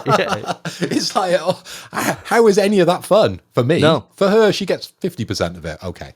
Yeah, I think the big thing is just like being lactose intolerant and then loving cheese is just a bad combination, isn't it? Bad mix. Bad. You should be an expert at this round. Farting. It should be, mate. Yeah, should be. I've been managing it better lately, so maybe that might come into play. But anyway, moving on. As I said, we've got an iconic publisher back in business. And of course, I'm talking about Acclaim, guys. So these guys were huge in the 90s, and it's a video game publisher which is very much loved by myself. They were famous for games such as Turok, Shadow Man. They brought out an Aliens game. They did some work with South Park. And then, of course, for the racing fans, which wasn't myself, they brought out the Burnout series. Now, Davey, I want to throw it back to you, because I'm not sure if these games probably resonated as hard as they did with me, with yourself. Are you excited to hear that Acclaim is coming back? And what sort of projects would you be excited to sort of hear about, if any? Well, this is the crazy thing, right? Like, when I saw this news, I reacted to it, like, really weirdly. I reacted, like, really excited. And then I was like, why am I excited, though? Like, you know? It's like one of those things I'm like, oh my god, wow, Acclaim back in the mix. And you're right, like, the things I always think of with Acclaim is, like, WWF, I think it was Attitude, right? Pretty sure they did Attitude. And for, like, the N64, PlayStation 1, that kind of thing. Great game. And then I know them from just like random games apart from. Did they do Burnout? They do that, did they? Yeah, they were involved in Burnout. Also, Wikipedia told me earlier. I thought that was all just Criterion, and that was all done then through EA. But maybe EA just bought that license out. But hey, yeah, I was thinking about them and Turok are the things that always come to my mind for Acclaim, right? And the crazy thing is to your conversation, to your question, sorry. Is that, yes, I'm excited them back, because gotta love a classic, right? Gotta love a comeback story, and who knows, maybe they can come up with the goods. The problem is, they got no IP. So, there's nothing to look forward to, because they don't own anything. So, I don't know what they could possibly be bringing back, because it was all licenses. So, what the fuck are they going to bring with them? I don't know. Well, I've just done a quick Google. It was Acclaim that brought out the original Burnout, okay? So on the Wikipedia, they released a game for the PlayStation 2 back in 2001, okay, with the Burnout, and that's where the series, I believe, started. But if anyone knows a little bit further to the story, please correct us in the comments. Of course, we're not always right, and sometimes we have to Google things on the spot, so that's my caveat if I've got that completely wrong. But the thing I get excited about with Acclaim, and it's a weird one, and maybe this is my arts background, but that logo is just fucking iconic, isn't it? Now, it doesn't mean a hell of a lot to you. And to me, some of the games probably resonated a bit harder, like Turok and Shadow Man. I remember having a lot of fun back in the day with those games. I don't remember the Aliens game, but I remember the South Park games because I was obsessed with those games as a kid. But seeing that logo on that screen, it just gave me shivers. And seeing it again come up in the timeline, I was like, what the hell? Acclaim? Wow. And I was excited. And then I found out exactly what you found out, that ultimately it's just the name. I don't know what they're going to do, right? No they're going to have a great title screen, whatever happens. Exactly. Right? And I'm probably going to get off over that. I'm going to be like, wow, an Acclaim game. But does that really mean anything anymore? No. No. The only thing it could mean, and which I'd be very excited if it is, and I suppose I probably would be more excited a few years back, because now this certainly isn't the case, but there was a few years back, AA games were just gone. They've started coming back now in more form, and we see more AA games than we have done for a long time over the last couple of years. And I would be saying, oh, well, it's the return of AA gaming, right, with Acclaim coming back. You know, this could be a classic thing, but it's already back. So I really don't know. And I think it's kind of that mystery that gets me quite excited, that it could be anything, right? Like, what if they did try and pitch for the WWF license again, you know, something like that? WWE is on an all-time high. That's definitely not moving to Acclaim. As much as we love that logo and love the pedigree of that studio, I don't think that's moving. No, probably not. But who knows, man? Could be fucking anything. And for all you know, it could be that they say in the press piece, didn't they? From their CEO, saying like, we're just excited to work with indies and developers who are looking to get their projects out. Who knows, man? And it says about like bringing back classic IP and stuff like that. So I suppose all it takes, maybe it could be one of those dream scenarios where there's an old IP, like for example, Fear, sitting there, Warner Bros. Own it, doing fuck all with it. They approach them and say, hey, any chance we could buy the IP off you? And they say, do you know what? We're not doing fuck all. Sure, go for it. Or, like, bloody hell, Acclaim? Acclaim back? Oh my god. Talking to us about video games? What is this, the 90s? What? This is radical. Whoa, how weird was that? Crazy. This is tubular. The 90s. It is, man. It is. Yeah, who knows, man? Who knows? I'm excited. I think the dream thing for me would be that we just get some random deep cut IPs that, I can't even think any off the top of my head. Like, it's all that's screaming in my head is, imagine they bought Resistance off Sony, right? Like, but that's never going to happen. No. So it would be one of those things that we'd just be doing this on like episode 140 or whatever, and then it'd be like, radical, Acclaim, bringing back Time Splitters. And you'd be like, whoa, shit, okay. Like, they just got the rights to these random IP that, like Colony Wars or some shit like that no one's really thought about for years. They're bringing Mag back. Oh. You know, I think they want like an older game that wasn't that successful. And they're going to bring it back and make it good because they've got the Acclaim name that means so much to so many people. Just give them fucking Turok back. The Turok games were good when they were under Acclaim, to be fair. True. You know, fucking hell. Amen. Give them back that. Yeah, hell yeah. Give those old school style Turok games. That's what we need, not whatever that bollocks was that's coming out this year. Yeah. Moving on. You didn't rate my fart, by the way. I know we talked a lot about it, and I really bigged it up, and I'm expecting a slightly lower score, and I was anyway, but so feel free if you want to slate me. Obviously, we got the caveat of the viewers, the listeners, if they think it's wrong, they'll call you out. I think I overhyped it. You know, it's like going into a Marvel movie sometimes, and you think this is going to be great, and it doesn't quite reach your level, right? Like, I think I'm going to give it a 5. Okay. I think it was fine. Fair. I think it was fine. Yeah, fair. I think I was expecting more. I'll wait till my next one. Well, here we go. So, would you like a cheeky little gust from myself? I'm open to it. All right, okay, open. Right. I'm gonna do. These are the ones, right? If I've been eating a lot of cheese, I get these ones. I get like a fucking trumpets being played. It was like. It's like sounding like almost like a pigeon is in the house, where it's just like multiple quick succession, like rapid fire farts, like like that. When you said pigeon, it just reminded me of Spencer's impression of a hawk. Oh yeah. That sort of fart. Exactly, mate. Exactly. Perfect. Yeah, there you go. Quick. Oh, was that it? Oh, I thought that was going to build. No, wow. a nice little quick one. I was thinking about doing a silent but violent, but that is just. I mean, I'll throw one in for you. Yeah, I know it's bonus fart. Bonus fart. It's just like, and then it's. Oh! Oh my God! What is that? I can smell that here. I'm all the way in Bristol. I'm in a different fucking country. I can smell that. So one of those. There you go. That's the freebie thrown in. Quick news. So there's been some crazy news. It literally hit the fan yesterday. So it's very, very hot. And this is that PlayStation are doing their own leasing service. And no, it's not for games. It's for hardware. So you can literally lease your PS5, and I'll go into the full list of things that you can lease. It's wild, right? Now, this service is being provided. It's a partnership between PlayStation and Raylo. Now, Raylo is the UK's favourite tech leasing service, apparently, trusted by over 100,000 UK customers and backed by a 4 to 5 star Trustpilot rating.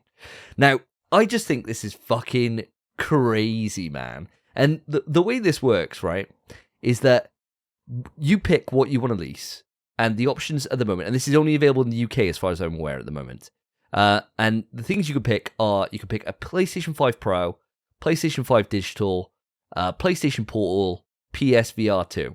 Great. So you say, right, okay, I'm going to lease one of these. It arrives the next day by DPD. You get full insurance cover to make sure that it's all working fine. And the cost, here we go. So a PlayStation 5 Pro starts at £18.95 per month. The digital, it's like Slim Edition, $10.99. Base PS5, $11.99. And then you can then choose different ones which have additional controllers. A PlayStation Portal, £6.49. PSVR 2, I'll just quote a couple more. PSVR 2, $12.95 per month. And finally, DualSense Edge, £7.49. So, Mr. Hoy, before I give my thoughts, what do you think about this? Shocking news. I think it's pretty shocking anyway. What was the name of the company again? Raylo. Raylo. Now, I've lived in the UK. I'm 40 years old. I've never heard of Raylo. That's the first kind of, not red flag in this whole news story, because I'm quite excited about it. I think it's a really cool opportunity. But I always find it surprising when companies say it's the best, well-known, it's the biggest, it's got such a great Trustpilot score, and you've never heard of it. Okay, I'm not leasing much technology. Generally, I buy the technology. All the things on the list, excluding the PSVR 2, I own versions of. So I'm pretty happy in that regard. But what I'm thinking about this service, Davey, and I know we're in a very privileged position because we got our PS5s very close to release, if not on release, didn't we? Day one, mate. And generally, with the PlayStation hardware, we are early adopters. Outside myself, I suppose, with the PSVR 2, everything else we've bought pretty much day one or roundabout day one anyway, haven't we, with all the PlayStation? We're a little bit obsessed about the PlayStation 5, if people haven't realized. Obviously, we've been running this podcast through the entirety of the PS5, so we're very high on PS5. But to be able to have this option now where people that may not be as, I want to use the right wording here, not privileged, but in a position that they can afford these certain luxuries in life, because a PlayStation is a luxury at the end of the day. It's not food, it's not water. Let's break it down to that level. But It is a fucking luxury. It's a big, fat, expensive bit of hardware that sits in your house. And if you work as well, you probably don't get a hell of a lot of time to play it, much like myself, okay? But at £6.49 for a PlayStation Portal, at like £18 or just shy of £20 a month for a PS5 Pro, that's a steal. Like, I know everything is moving towards like a subscription model, and yeah, that's obvious, right? That's just the way the world is going. Everything is pay per play now, and every month you pay a little bit towards something, okay? But I see this as the future. I really do. I love this. I love this service. Obviously, I can't vouch for it because I'm not rented anything. We don't endorse this. But on the face of it, from what you've presented me, I absolutely fucking love this. Yeah, do you know what? I completely agree with you. I think for me, right, I was thinking about it from a different side, but I'll go to your point that you raised there. I think for lower income families, this is fantastic, right? Like, there's a lot of people who cannot save. They really struggle to budget, but they're happy paying out for things on like a finance kind of agreement. And if it's a case that you can say, you may have a kid, right, who's says they want a PlayStation, but they asked for taekwondo lessons last year. And those taekwondo lessons, you bought all the kit, they went to 3 of them and binned it off. And you think, fuck me, I wasted a lot of money. I don't even know if this kid even likes games. Like, will he even like it? Am I going to waste 500 quid? This is an option that you could be like, do you know what? I'll rent one. I'll rent one for a couple of months. And if they love it, they can get their own one, right? Like, I can save up, or this is so convenient, I'll just keep going. I don't need to get a secondhand one from Facebook Marketplace and face the possibility that it may be fucked in a year or so, because I've got the kind of warranty that's attached to this lease product, right? That's the benefit of leasing a product. It's like with leasing a car, right? You lease a car, you have it for 5 years, you know, something kind of fucks up on that, as long as you're doing your minimum part in terms of its service history and its MOTs and shit like that, you're good, right? You can just hand that back. As long as you haven't gone over your mileage on it, you're absolutely fine in terms of the car. I won't go too far on the car analogy. But you see what I mean? Like, you've got that confidence that you can return it, and if something's fucked, it's not a big deal. Whereas if you've bought it outright, something's fucked, you're kind of shit out of luck after that 12-month warranty. Yeah, 100%. And, you know, for the lower income families, there's a perfect opportunity to jump in on something like this, right? Because it may have always been just out of touch in distance. And $18.95 or just shy of £20 for a PlayStation 5 Pro, if you've never had a PlayStation before, it's going to blow your fucking mind for 20 quid. It's incredible value. I'm thinking for the other thing for this, which is cool, is that, say for example, me, before I bought my Portal, sure, right? I could have gone on, rented this for a couple of months for £6, tested it in different locations, seen if it works, and then be like, fuck, that's great. I'm going to buy my own one. Yeah. Right? Like, same with the DualSense Edge. I really wanted to play it, and it wasn't until I tried, like, your one out, or Spencer's first on that. Spencer's first, wasn't he? Yeah. We tried Spencer's, and it's like, fuck, that feels real good. And then like, oh yeah, okay, I'm in the market for it. Whereas I could have been like, oh, new COD's coming out, new COD beta. I'm going to rent a fucking DualSense Edge for a fucking week, for a month, and give it a go. And I think like that's really cool, especially with like VR2. Like, if somebody was on the premium service and they've got all these access to VR games, they could just be like, right, I'm just going to get the VR and just play it for a month. And I got all these VR games that I've got, that I've redeemed over the fucking, that are on the service, they're ready for me to go. Let's fucking do it. And, you know, like, you've spent what? You have 3 months, 36 quid, and you've played all these games that you had in your back catalogue and send it back. How fucking awesome is that? Absolutely genius. And I think this will work for me. I'm really keen, actually, now to try this service. Say PlayStation, get to a point with Valve where Half-Life Alyx comes out. I'm just going to rent a PlayStation VR 2. I won't need to borrow yours, because 20 quid a month, you know, I could afford that. That isn't a problem.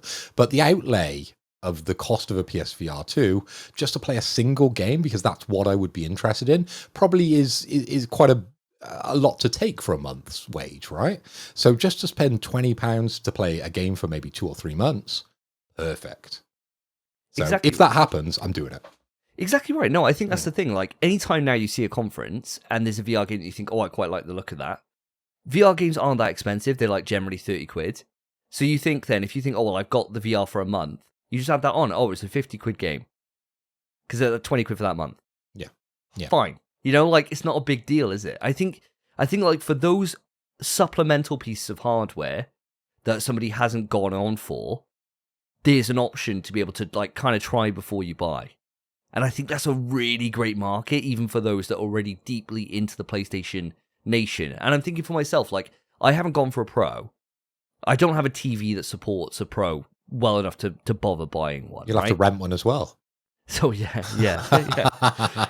Your monthly bills are going up there slightly. It's getting a bit nuts, rent the TV, rent the PS5 Pro. Exactly. But no, I was thinking, like, say I had the TV there, but I just hadn't forked out for the PS5 Pro. I could still think to myself, 90% of the time, I don't need the Pro, like looking at the differences that it gives. But when your tie comes out, right, go see your tie, I could be like, fuck it, 20 quid, I'll rent it, I'll play it through on the Pro.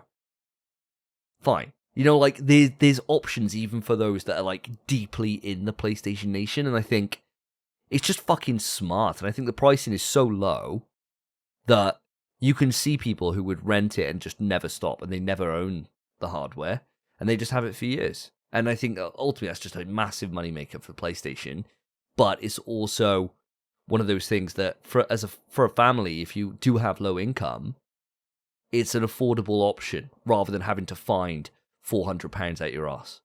All it is one less OnlyFans subscription per month. And if you could do away with that, you could have yourself a PS5 Pro. That's the way to think about it, isn't it? That's the way to justify it. Yeah, it's literally one less trip to McDonald's a month. Like, if you go to McDonald's with, like, a kid, or a couple of kids, you're spending 20 quid in Mackey's. You know, few Happy Meals, few little, like, fucking donuts or apple pies, whatever they want, and your own fucking meal. You spend 20 quid.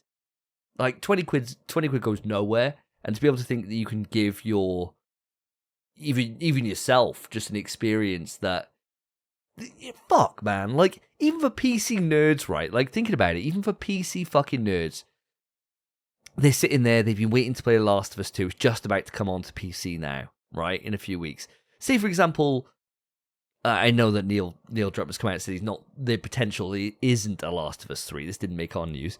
Fuck off, Neil, of course there is, mate, you're just fucking bullshitting like you did for Last of Us 2. Anyway, say Last of Us 3 comes out, and you're a PC fucking nerd, and you've bought Last of Us 1 and Last of Us 2 on your PC, and you've played them through, and you've loved it. You could then just be like, fuck it, I'm just going to rent this console to play this exclusive. That's exactly what they need to do. So the next stage of this company, I've totally forgotten the name already, they just need to put packs of games together. And they'll say, if you've never owned a PlayStation, here is the best PlayStation games ever. So they give you The Last of Us, they give you God of War, Ragnarok, etc., etc. If you've never owned a PS5, here are the exclusive games that you have to play. And it's almost like a recommendation service as well. There's so many possibilities in there. Yeah. I mean, like, like the PSVR 2 version, you can rent it with Call of the Mountain. Nice. Awesome. So they're already kind of there with that idea. Yeah, I think it's definitely, this is like the beginning, you know? And I can see this, and of course it's limited in terms of its territory at the moment. But, and I suppose they'd have to get leasing partners from different countries, and, you know, it's not going to be something that'd be very quick to roll out, I imagine. And this is very much a partnership between them and Raylo. But, fuck me, great idea, and something I never would have called in a million years. Fantastic option. And speaking of all this talk about VR, because we have been talking about it quite a lot on this, and how fascinating it could be, save you having to buy one. If you did have to buy one, it's had a price cut, which is quite nice. I mean, let's have a little listen. So here's the price now. The price is $399.99 in US dollars, $449.99 in euros, and £399.99. So it's about 100 quid off from what it was previously, if my memory serves. And it's a good time to get into VR at the moment. There's been some big heavy hitters with the likes of Behemoth that I've been playing through, Alien Road Incursion, which is on my hit list to play, and of course Metro Awakening VR, which came out all within the last few months. So it's a good time to get it, and it looks like they're trying to incentivize people to go along and potentially pick up the hardware. So always nice having a cheaper option. But what are your thoughts on this, mate? Has it gone far enough? Well, they actually did a further price reduction, didn't they, around Christmas, which was actually lower than this price. So if that lower price didn't catch me, I don't know if this one will. And of course, I still have to shell out £50 for an adapter to be able to play Half-Life Alyx on my PC. So I still I'm still not there, really. Okay, and I think when it launched, it was around what, 530, wasn't it? I think for the base PSVR 2, and as a reduction now down to 400, it sort of brings it in line with its main competitor, which is the MetaQuest 3. I think is around £400. But of course, not having Spencer on the show, and he is our VR expert that sort of sits on VR outside of PlayStation. I can't really speak too much to that and how great that system is, but apparently through my research, that is the closest sort of competitor towards the two. But as I mentioned, they did a price drop, I think was just after Christmas. $350, $329 actually, I think it was. Went. It really? That was the lowest I think I've seen it for.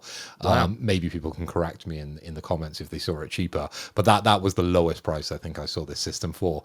And if they didn't sell enough of them then, or if that's the problem, then I don't know, reducing it to $399 is really going to help them too much more. It's not getting my buy-in just yet anyway.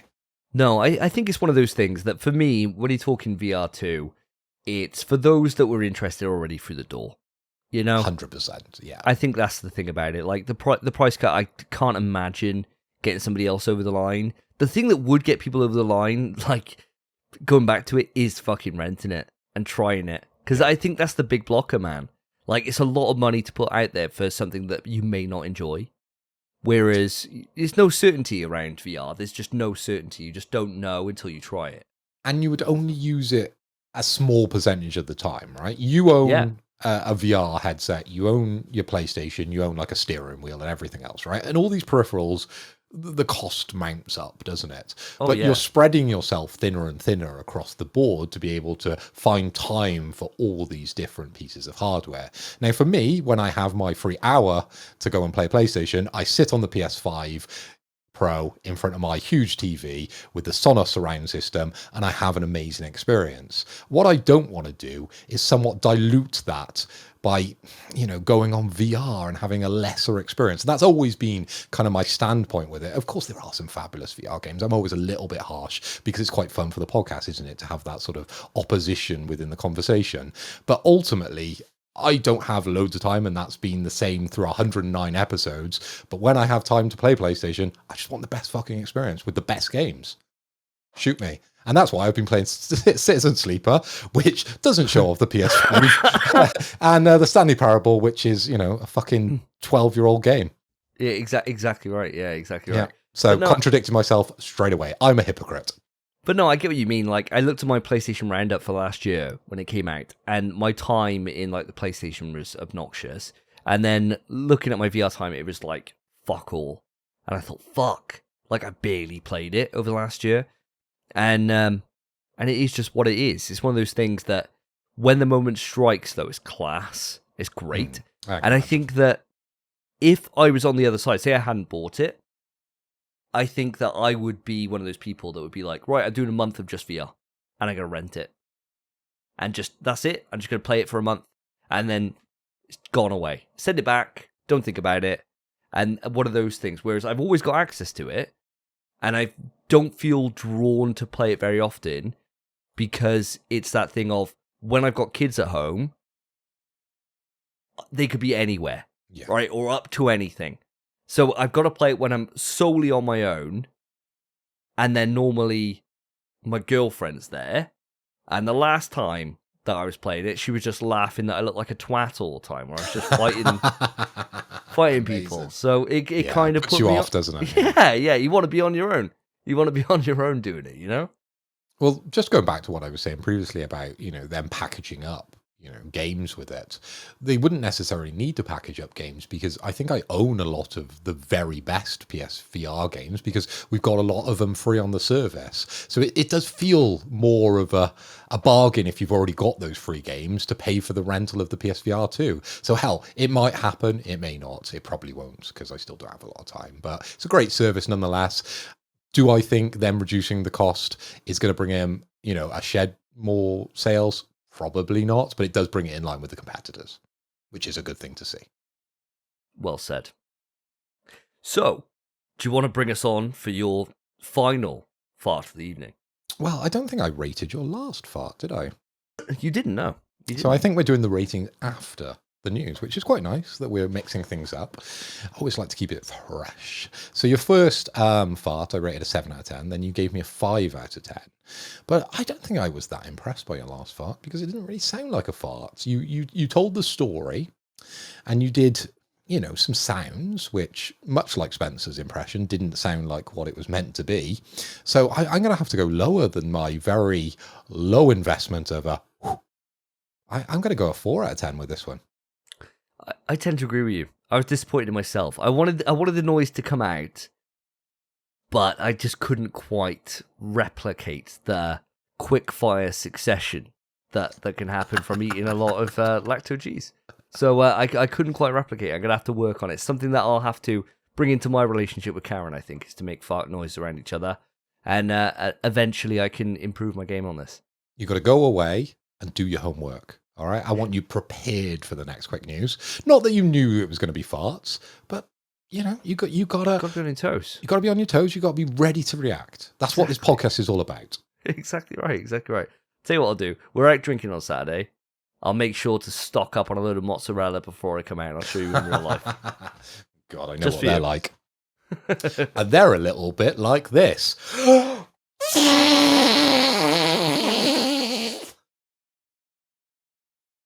There's my fart. There's my final fart. Maximum effort. Quick news. Now, as Spencer isn't here, his section of quick news falls to me. And as I'm quickly scrolling through my notes to get the most important part of the news, which of course is the Metacritic scores for said games, I want to introduce to you PlayStation's monthly games for March. We have got Dragon Age for the PS5, 82% on Metacritic. We have Sonic Colors Ultimate for the PS4, 74%.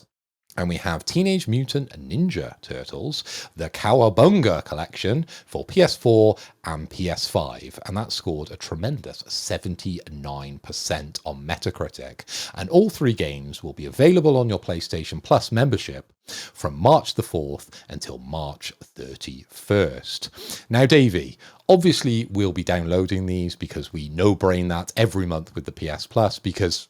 yeah, you just do this. This is something that we do every month. We go on, we click 3 downloads, or not really downloads, add to your subscription or whatever the button says, just so we can play them somewhat in the future if we continue to subscribe to that membership. So it ties us in a little bit. But is there any game within that list that you cannot wait to play? Cannot wait. Jesus, no. No, I can quite happily not play any of these and I'll be absolutely fine. The issue is this is a surprising month, right? I'll put it that way. Seeing Dragon Age the Veilguard in here was a shock. When we shared this into our group chat, we were all like, what the hell? Like, 'cause this game came out a couple of months ago. And granted, it didn't have the hit that they thought it would be. We called it so fucking quick, mind. Whenever we were seeing the trailers for this, we were like, this looks shit. And, an 80-odd% on Metacritic's not bad, right? But from what I've heard from people who are fans of Dragon Age, that this ain't it. This is not a return to form like Dragon Age 1 or Dragon Age 2. Certainly not. So, I had no interest in playing this when it was being shown. I have no interest whatsoever in being free. I've redeemed it. Thank you very much, PlayStation. But it's one of those that I will never boot. I just won't ever boot it. I'm not interested. The one that I am interested in here, though, is, of course, Teenage Mutant Ninja Turtles, the Cowabunga collection. And I pulled up the list of games here. So it collects 13 different TMNT games from 1989 to 1994. And, of course, I had to check Turtles in Time's in there. So, that is a fucking chef's kiss of a game. And that is enough. Like, if it was just Turtles in Time, that's fine. Like, that's class. Let alone all these other games, and the majority of them I've never played. Especially this one here, right? Teenage Mutant Ninja Turtles. Don't know why I said that weird. Teenage Mutant Ninja Turtles Tournament Fighters. What the fuck is that? Have you ever heard of that? Yeah. I heard about it before this collection because I may have found some ROMs on my computer that legally got there and included this, and I was obviously quite interested because who doesn't like the Turtles? And I loaded it up. Yeah, I've played a bunch of Turtles fighting games previously. Never competitively. It's just a bit of fun, really, more than anything. Were they decent? Was it all right? They're Turtles fighting. It's not a complex game. Yeah, yeah. Cool. It's just nice to see Bebop and Rocksteady show up. The Shredder now and again. It's just the characters you know and love. They appear. You can fight as them. I don't think it's that hardcore. But you never know. There might be, this underground FGC that absolutely fucking loves the Ninja Turtles fighting games. But I'm unaware of that. Yeah, I've never heard of it. But there is online multiplayer for this. So I propose, I don't know if you want to take up on this. I've redeemed the games. I haven't downloaded them yet. I propose the next Thursday night, you, me, and Spence, when he's back from holiday, before you go away on your trips and everything else, or when you're back from your business trip, that we have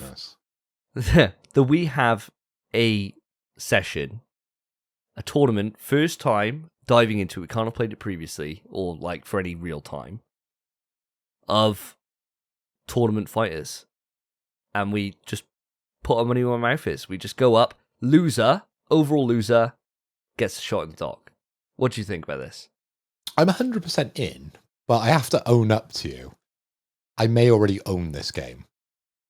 I think for a previous birthday or a Christmas, a family member knew I liked Turtles, and it was a relatively cheap game to buy. I think it was only 20 quid when it came out, or at least at the time they bought it. And it was in my Christmas stocking one year, so I actually do own the physical release of this. Hence why I am rating this whole March monthly games sort of like a 5 out of 10, because there's kind of nothing there for me, right? You've covered Dragon Age. Again, I feel exactly the same as you. I'm not interested. The Sonic Colors one, God knows, I've never even heard of that Sonic game, but Turtles is the game that I would play out of the three, and as I said, I do actually own. Now, you've highlighted Teenage Mutant Ninja Turtles, Turtles in Time, and I love a side-scrolling beat-em-up, and this is, where I started with gaming, or at least console gaming, because, I was a big PC nerd before I sort of gravitated over to PlayStation, or gravitated towards SNES and Mega Drive. And I remember those games very, very fondly. And I actually do own an original cart for Turtles in Time, so there's a little bit of a flex. But there are some games within that collection which are absolutely hard as balls. There's some single-player Turtles games, which I remember playing on a PC and loading up on floppy disks, okay, back in those days. Fuck me, it was hard. And it was the Turtles cover, if you're looking through them, where they've all got red bandanas. Because at the time, I don't think there was a distinction between the Turtles outside their weapons. And Christ, it's hard. I don't think I ever got past, like, the first or second enemy. Those old games which are just, like, crushing. Right? Yeah. You walk along, you go down a tunnel, or you go down into the sewers, as the Turtles would. You fight the first enemy, dead. Right? Shit. And then you have to, it's like a Souls game all over. And this is why I think I've probably got that PTSD about Souls games, because I brought up on these fucking difficult games when I was younger, and it's haunted me ever since. So actually, I think we've gotten to the bottom. It's been a nice cathartic process. The reason why I don't like Souls games, it brings back all those memories of never feeling good at games when I was a kid. They were fucking solid back in the day, weren't they? It was a fucking different, and they were just unfair. It was just fucking unfair, dude. It wasn't even like just bad level design. It was just that there was no save system, so that you had to come back. Just had to start the game again. Yeah, and that's like, you had cheats, right? Cheats were a big thing back in the day, and that's why you buy the magazines, etc., etc. But I never felt like I was good at gaming. I think that's why I started kind of with the console stuff, then moved really into PC, because you could be good at those games, right? Because it's a PC. You can save games on a PC. Like, you ain't saving anything on a Super Nintendo. Well, I mean, you could, like a Mario game, but the vast majority of those games, if you died, you were right back to the beginning. And it was just a big fuck you from Nintendo. Well, I think going back to your thing of saying you're not very good at games, or you feel you weren't very good at games. That's why I'm quite happy taking you on Teenage Mutant Ninja Turtles fucking tournament fighters, bro. I don't care if you put hours in. It's a fighting game, though, right? It's not like a game where I'm going back to the beginning. If you kill me, it's round 2. what I'm saying is here, I'm happy to take the bet. I'm hoping that my fundamentals in fighting games will pay off in what I'm sure is a well-made fundamental-based fighting game called Teenage Mutant Ninja Turtles Tournament Fighters, which I'm sure is probably shit. But we'll find out. If I remember rightly, most of it is stolen from Street Fighter. Brilliant. So I think most of them are Shotos, or at least a heavy proportion of the characters are Shotos within that game. But we'll see when we do it. Maybe I'm just gassing you up. We'll have to see, right? Yeah. Oh man, if you turn up and you've got some like fucking TODs, maybe I'll rescind the fucking the bet, right? But stream it is what it is. Stream it. We need proof. And the final thing that I want to bring up on this is something that me and Spence normally bring to the table, and it's normally a case of one of us will ask, "How's the trophies, mate?" And I've had a look. Teenage Mutant Ninja Turtles Cowabunga Collection. Have a guess the difficulty on this. I reckon it's absolutely solid because there's so many games there. But it all depends how it's spread. I don't really know with collection games. I'm going to say this is a solid one. I reckon it's like a 0.3% or something ridiculous. So, apparently, this has shocked me. Because I was thinking, before checking, I was right there with you. It is a 3 out of 10 difficulty. Oh. 1 playthrough, 2 hour play. This might be my next platinum on the next podcast. I need to keep this going now, right? it says that it's like some kind of trick that you can do. It says, Stage 1 on the roadmap, quick trophy accumulation. In this first stage, you choose the watch mode trick in order to easily obtain a grand total of 11 trophies, which is most of the list. The trick is explained, and there's a guide here for how to do it. Oh. This approach is the quickest way to get these 11 trophies, which is finish most of the games. Allowing to get them all in less than 30 minutes. And then it's Stage 2, tackling the 16-bit tournament fighters. So you have to play the fighters mode. So there you go. Okay. And you have to just be able to beat people. Defeat Kara in tournament fighters story mode. That's it. Class. So I think, this could be something that we could be walking out of this into the next episode with some nice little platties under our belt. Sounds good, mate. I'm in. I'm in for that. And I'm going to say Spencer's in for it as well. Hell yeah. I'm sure he'll take the bet. I'm sure he will. And so, with that brings us to deciding on who had the best fart of the night. And so I need to give you a rating for yours. I really enjoyed yours. Really did. I think the effort that you put in, you went red with that amount of effort. I know. And I don't think you quite got the moisture that I look for in a fart. But it was like a dry heat. And I was all there for it. So I'm gonna go up high on it. I think there's room for improvement, but I'm gonna go for a solid 7 out of 10. Oh, bastard! You've done the quick math, and I was really hoping that you kind of understood what I was doing, because ultimately we need to stitch Spencer up and have a loser here. So if we had drawn, Spencer would have automatically got the shot. Okay, so I think you probably want to rate me an 8 out of 10.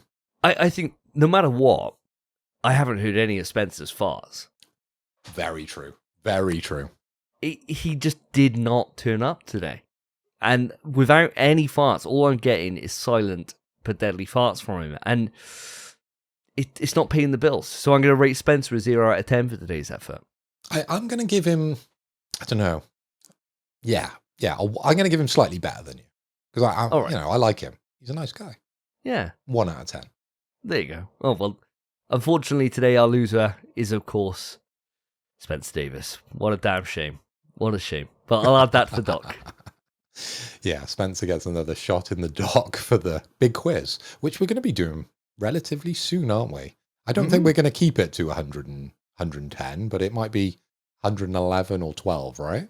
Yeah, I'm pretty sure. Around it. So it's coming, guys. It's coming. Yeah, we're getting together at the end of the month. So it shouldn't be too long, and it should be hitting you right in the fucking... right in the good place. The ghoulies. I was going to say the ghoulies. Yeah, I was going to say the ghoulies. I was thinking, you don't want to get hit there. Like, no. Where's a good place to get hit? In the bum, if you're gay. Yeah, maybe. Yeah, if you're getting blasted from behind. Maybe. If you like fisting. Yeah. In the cunt. Can I say that? Spencer's not here. I'm gonna up the swear words because Spencer isn't here. I haven't told you anything's fucking sick either. No. There you go. There we go. Now I have. Well, there you go. Tick that box for all the Spencer fans. There we go. That's what you got me here for? In PS We Trust bingo cards, we're just like, right, tick that off. Done.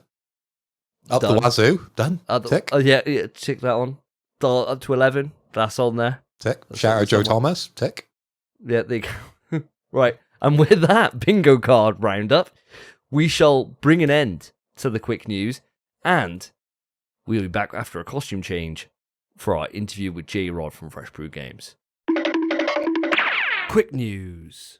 And here we are with the topic, and today's topic is an absolute juicer. We got the absolute Don himself, the Steelbook Mafia, coming through with Jrod, coming back Fresh Brewed Games, representing second time on the show, Jrod, and what an absolute pleasure it is to have you with us today.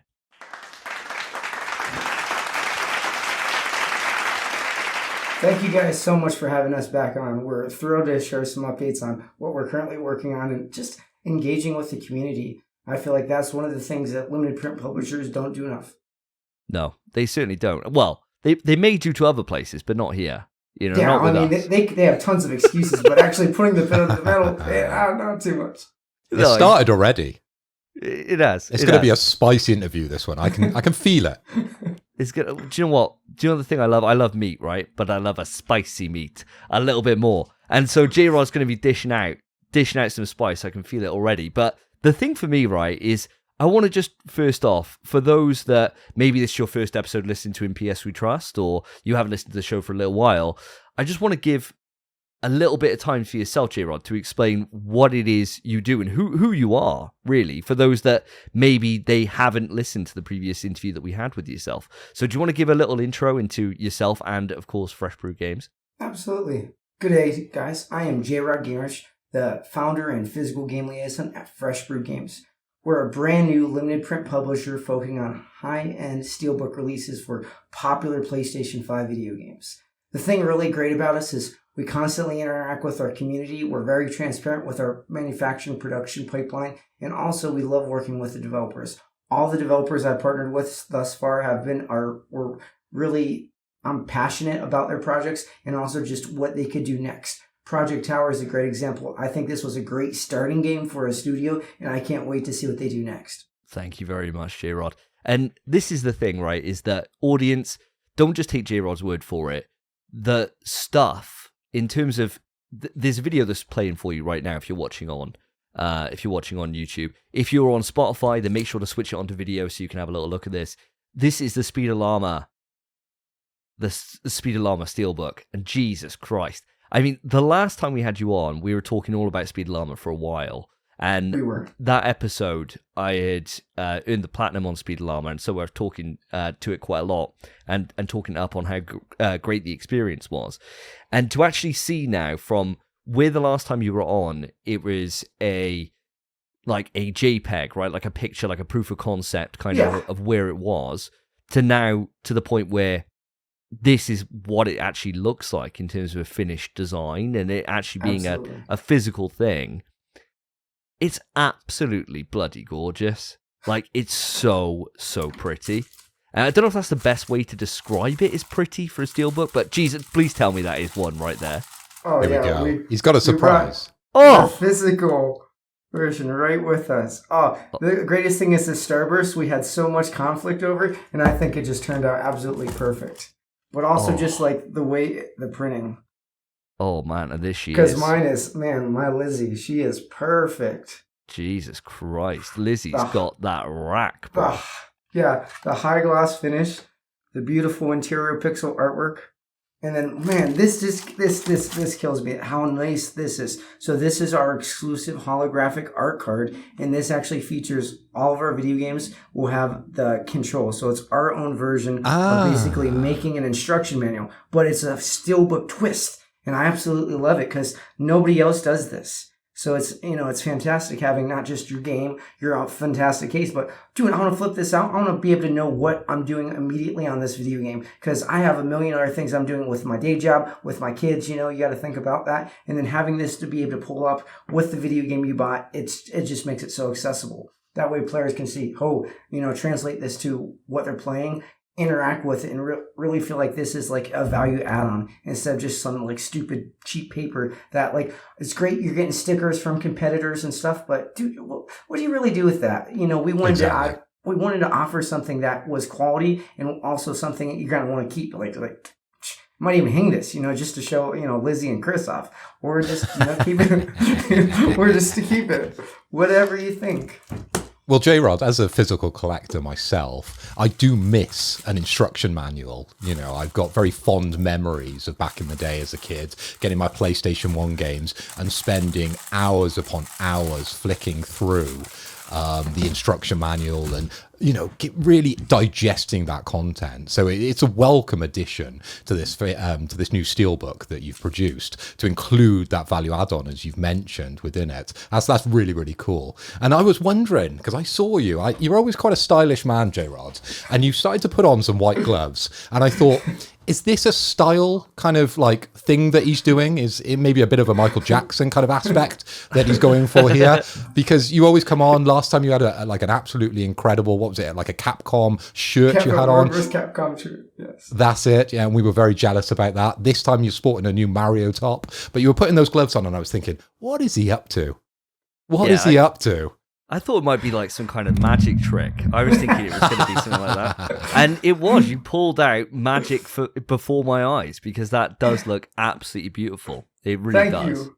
And it's like, you know, not just like having it there, but having boxes. I mean, we have all the physical materials. We're 94% ready to ship. We just need the disc, and which we're stoked to share. The developer was having some serious health issues, so it took us a lot longer than anticipated, but we are on target to hit this summer, and we're going to have the Speedollama Definitive Edition with a brand new patch featuring multiple quality of life upgrades, just optimization for PS5 Pro, and just general bug fixes. So it's like the best of the best. I mean, you're getting the best version of the game, the best case you can, and just it's going to be a great time. I mean, Nazi alpacas, we got to take them down. And you got to help us, guys, because we are slowly growing our community, and we want more and more people to get interested in this. Because Adolf Alpaca, he's one naughty badass. We have to take him down. But we need your help. Everyone hates Nazis. And exactly. As soon as you get the opportunity to absolutely destroy him, and let me say, the platinum for this game was an absolute joy. Like, it really, really was. So the quality is there. And alongside that, you've then got a quality physical release. And I just want to say, like, I love steelbooks, right? Like, I absolutely fucking love them. But the amount of times you just get a steelbook and it's cool, but they haven't gone the extra mile on it. And seeing, like, the art inside and how it isn't just like a blank thing. Like, the amount of steelbooks I've got where the outside is cool, you open it up and it's just nothing in there. And you think, oh, well, all right, fine. I guess I'm looking at the outside most of the time, but this is like the extra level of detail that you've gone into, that extra love and care that you've gone to, let alone having what I assume is a wipe clean insert inside, right? It has to be. Yeah. So you know, because the thing is, for me, Jrod, when I was a kid and we were getting like my PS1 games or whatever, I don't know what it is. But there was always something that I used to really enjoy. I would take off like the plastic kind of covering or whatever. Yeah. Open it up. And then before I'd even play the game, I would just take out the instructions and I'd just need to go to the toilet and just go for a number 2, right? And I'd just read it through, right? Like, it's where I did most of my reading still as an adult. And I'd read it through and be in there for ages. Mum would be like knocking on the door, like, "What are you doing?" And I was only like 10, so I wasn't up to anything crazy in there. But I was just reading through like the instructions low so I can then just get ready to play. And it just seemed to always happen. But now I could take in that insert, and you can guess what I'd be doing in there. Yeah, wiping it clean straight after. And this is why Davey speaks like 9 languages, because he's so seasoned in reading instruction manuals. So he knows French, Spanish, Japanese, bit of Korean. Any language that was in those books, Davey has got that now. He's got that on lock. Memorized. Only for, like, you know, the legal wording, small print stuff, though. You know, anything outside of that, you know, general day-to-day, useless. Normal conversation cannot do that. No. But take me into a courtroom. Yeah, I got you. I got you all about fair use policy, mate. Yeah, got that absolutely on lockdown. And making sure to not share copyright. Yeah, 100%. But no, it's really interesting to hear about where Speedollama is. And I suppose that's probably one of the difficulties that, and you kind of alluded to this, of working with indies, right? Is that they're smaller operations, they're potentially like Correct. 1 or 2 man bands. Yeah. Do you have like examples where you've had things like this, where you're working with these, like smaller teams, and because of the fact that they're not like a massive conglomerate with 15 other people that could fill in and do a job, that you've had these kind of delays? Or is Speedollama a specific kind of case where someone was unfortunately ill and that's kind of delayed the shipping process? In general, I think it's going to happen with any independent developers. It's more of just like the circumstances and like what you're trying to accomplish. With Speedollama, we pretty much did the vast majority for the physical release. That was all original artwork we had commissioned, except for the key art that they had made previously. So it was just working with them. The developer was also just between his personal life and like his health. He had other things going on that, inhibited him. But it is great to see he was able to come out on top. And also being able to commit that we had, we wanted to share with the community the definitive edition. He's going to be able to produce that for the PS5 and PS4 versions. So that's pretty awesome. Our second release, Project Tower, we've just been working with them. They're a small studio, 4 people. They're just really struggling. Like, their game came out. They're kind of figuring out their next steps, and we're trying to help them push this very exciting edition that they have. And this is also the first time they've ever shipped a game. It's the first time they've ever worked with a company as far as like physically publishing. They are doing another Peggy physical over there, but hopefully you guys would support the ESRB with us on our Steelbook edition if you like it, especially that embossing. It's going to be so sexy for this next release. Jrod, I want to ask you about Project Tower, because I've been reading about it in the doc, and you've sent us some material beforehand. Mm-hmm. But I just want to take a couple of steps back. How did that relationship sort of come about? How did you meet these guys? How did you find out about them? Can you tell me a little bit about that story? I would probably say like pros and negatives. Sometimes you don't like being spammed by stuff. Well, in a positive outcome, they were running this like continuously like on Twitter or X, whatever you call it, advertisement as far as their game you can transform into like different aliens. I was like, hey, you know what? Screw it. Let me click on this. It's probably going to be like a mobile game. Well, lo and behold, it was Yummy Games Project Tower. The more I read about it and just like the more I felt connected to it, I sent over Davey. I'd actually started working on my own. It was called Evolutionary Beast. It was this kick-ass game with this hot fox chick girl, and she could like transform beast style like into this like badass wolf thing. And I was like, that was canceled. And that was just 2-3 years ago. I canceled that game, So I'm still very passionate about games like Altered Beast and this. And it's not like that game style. It's not a side scroller. It's a third-person shooter, but I felt their passion and their commitment to this vision that I really wanted to support their studio. I want to know a little bit more. Like Project Tower is awesome, and it came out January on PC, right? They came to like general release. January was the global launch for PC and PS5.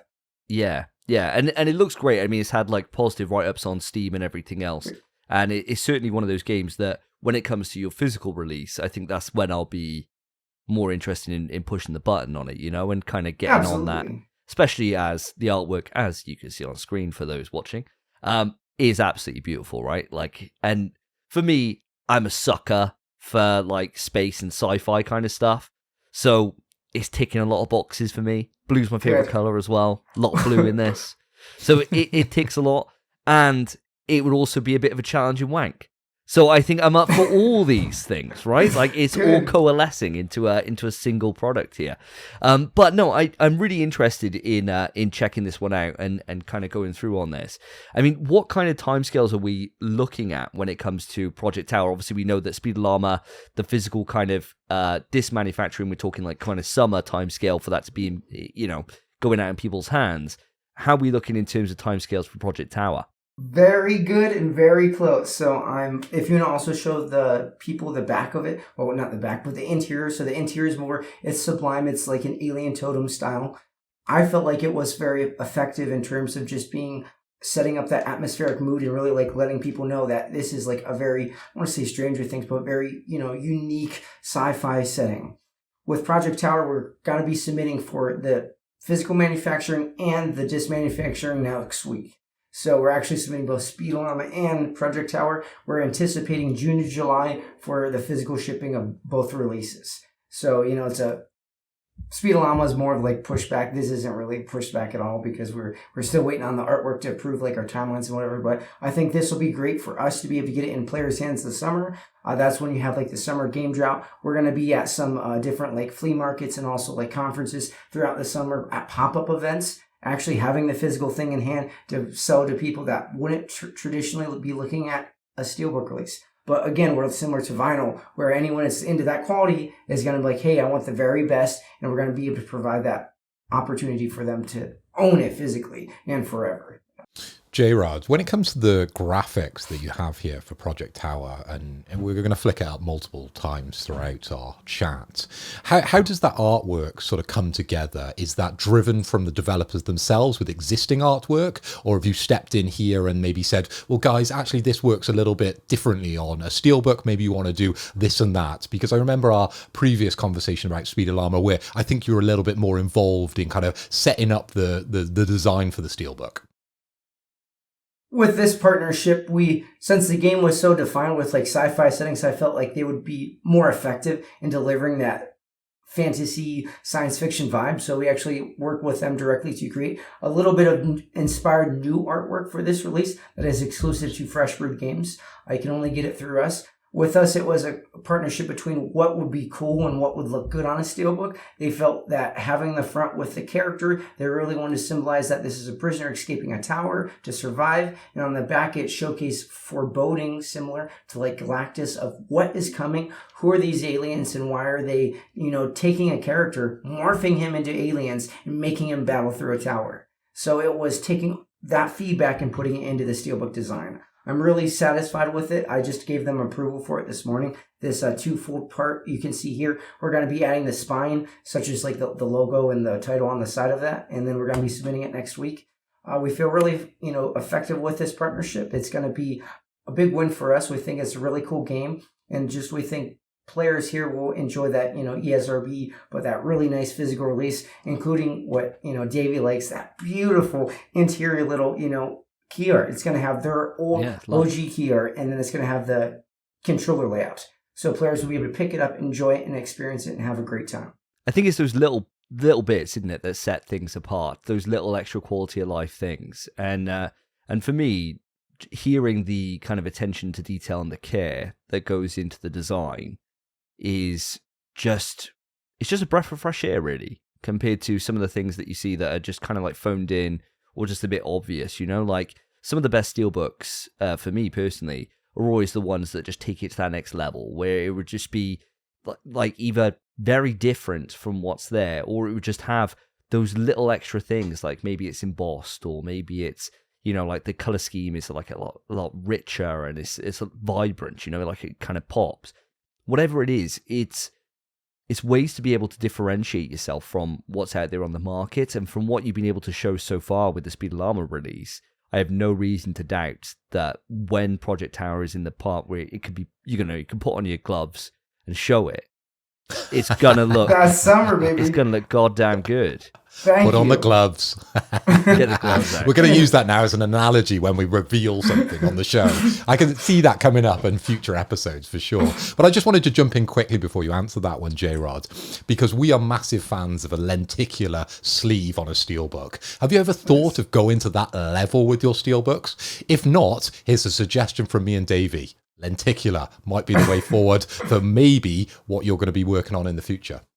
Unfortunately, that is not something I'm considered. I am excited to announce that we were looking at partnering with Tony Infante. He's a legendary fucking artist. I mean, this guy, oh my God, he's basically makes video game porn. It's so beautiful, so sexy and stylish, but, I absolutely love his work, and he's open to, working with us on, a one-off commission. So we're looking at some exciting upcoming video games such as Hordes of Hell, Chronos Event, or Trail Out that we think would be an effective design or fit like genre fit for him, for his style, that we can collaborate with him to make this a beautiful steelbook. Because so far we've just been able to work with smaller to mid artists, and I think that moving ahead, I think one of the big differentiators, because we're also looking at, bigger IPs, is, finding a collaborator that can bring that level of like high realism, incredibly, deep, input. But I mean, I don't want to say Speedollama and Project Tower, I think they're great in what they do, but just his work is bar none like world class.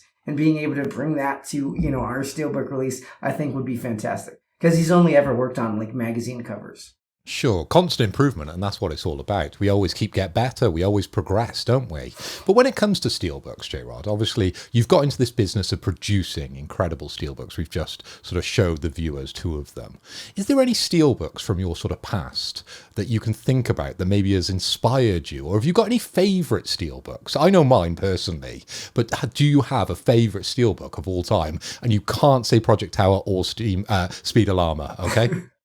No, in terms of like actual ones that I own, I would say the Death Stranding novelization steelbook is absolutely sensational. It's this like really artistic blue, The only thing it was lacking was a disc holder. I had to put that in myself, but man, that steelbook is beautiful. That one, Dragon's Crown Pro, the PS4 Deluxe Edition, had like a metal pack, but man, that embossing on that was, it was so fine.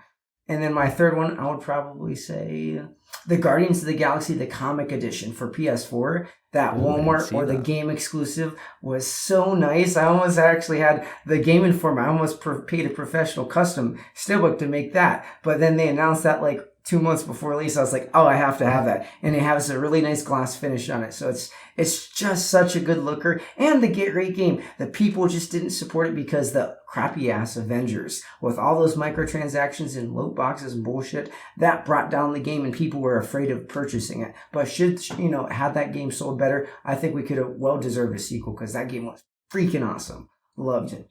Me and Phil absolutely fucking loved Guardians of the Galaxy, the video game. We really championed it. I got the platinum on that bad boy and didn't look back. I absolutely loved it. And the soundtrack to that, I still stand, is one of the best soundtracks in all of gaming. Yes. It's so good. It was. The fake band that they made, Star-Lord, it lives on my Spotify. Like, I'm always constantly playing it. Like, we were at Download Festival last year, and that was just on, like we just had that came up in rotation multiple times. Just such a fucking great album, like insanely good.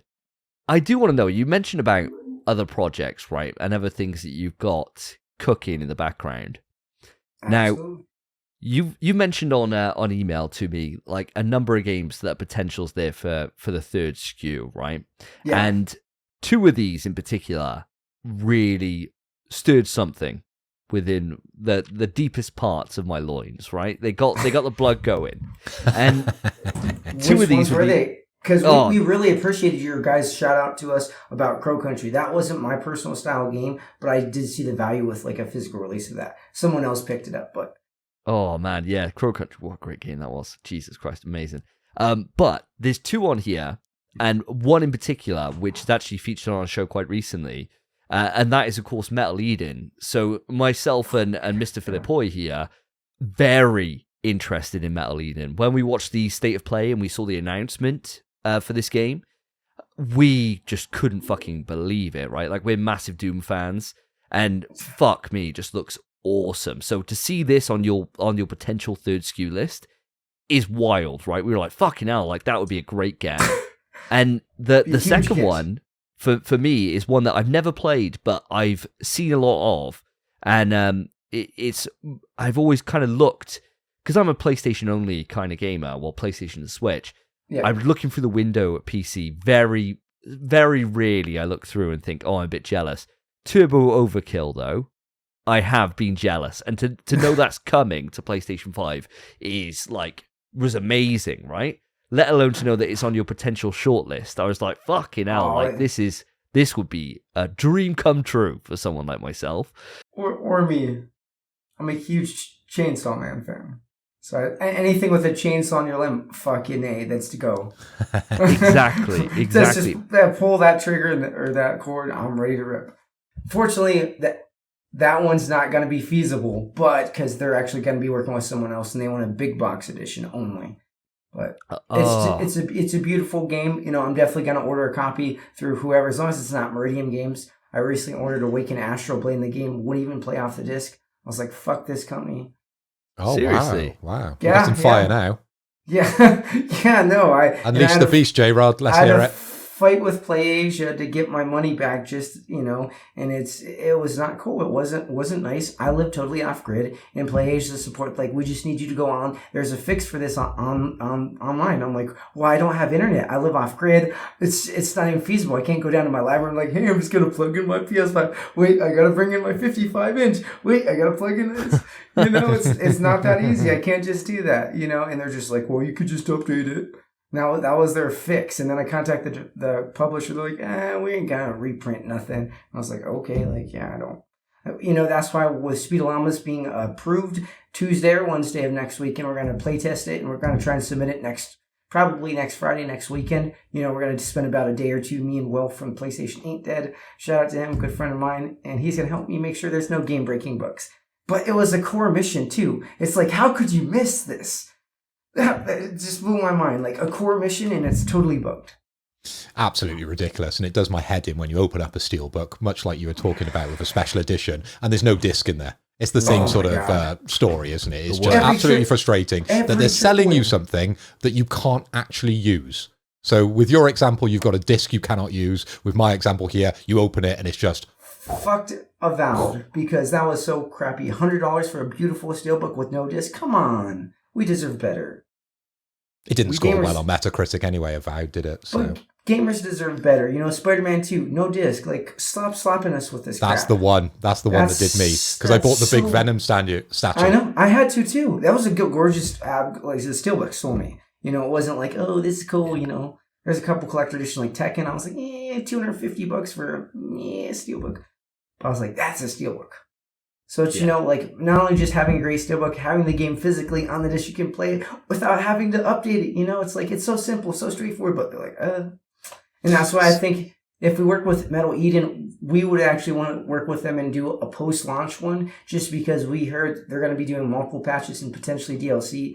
I think that would be exciting for us to have a definitive edition on disc, because they are going to be doing a standard, like a wide retail release. But it to be determined, because it's from Deep Silver. We tried reaching out to them.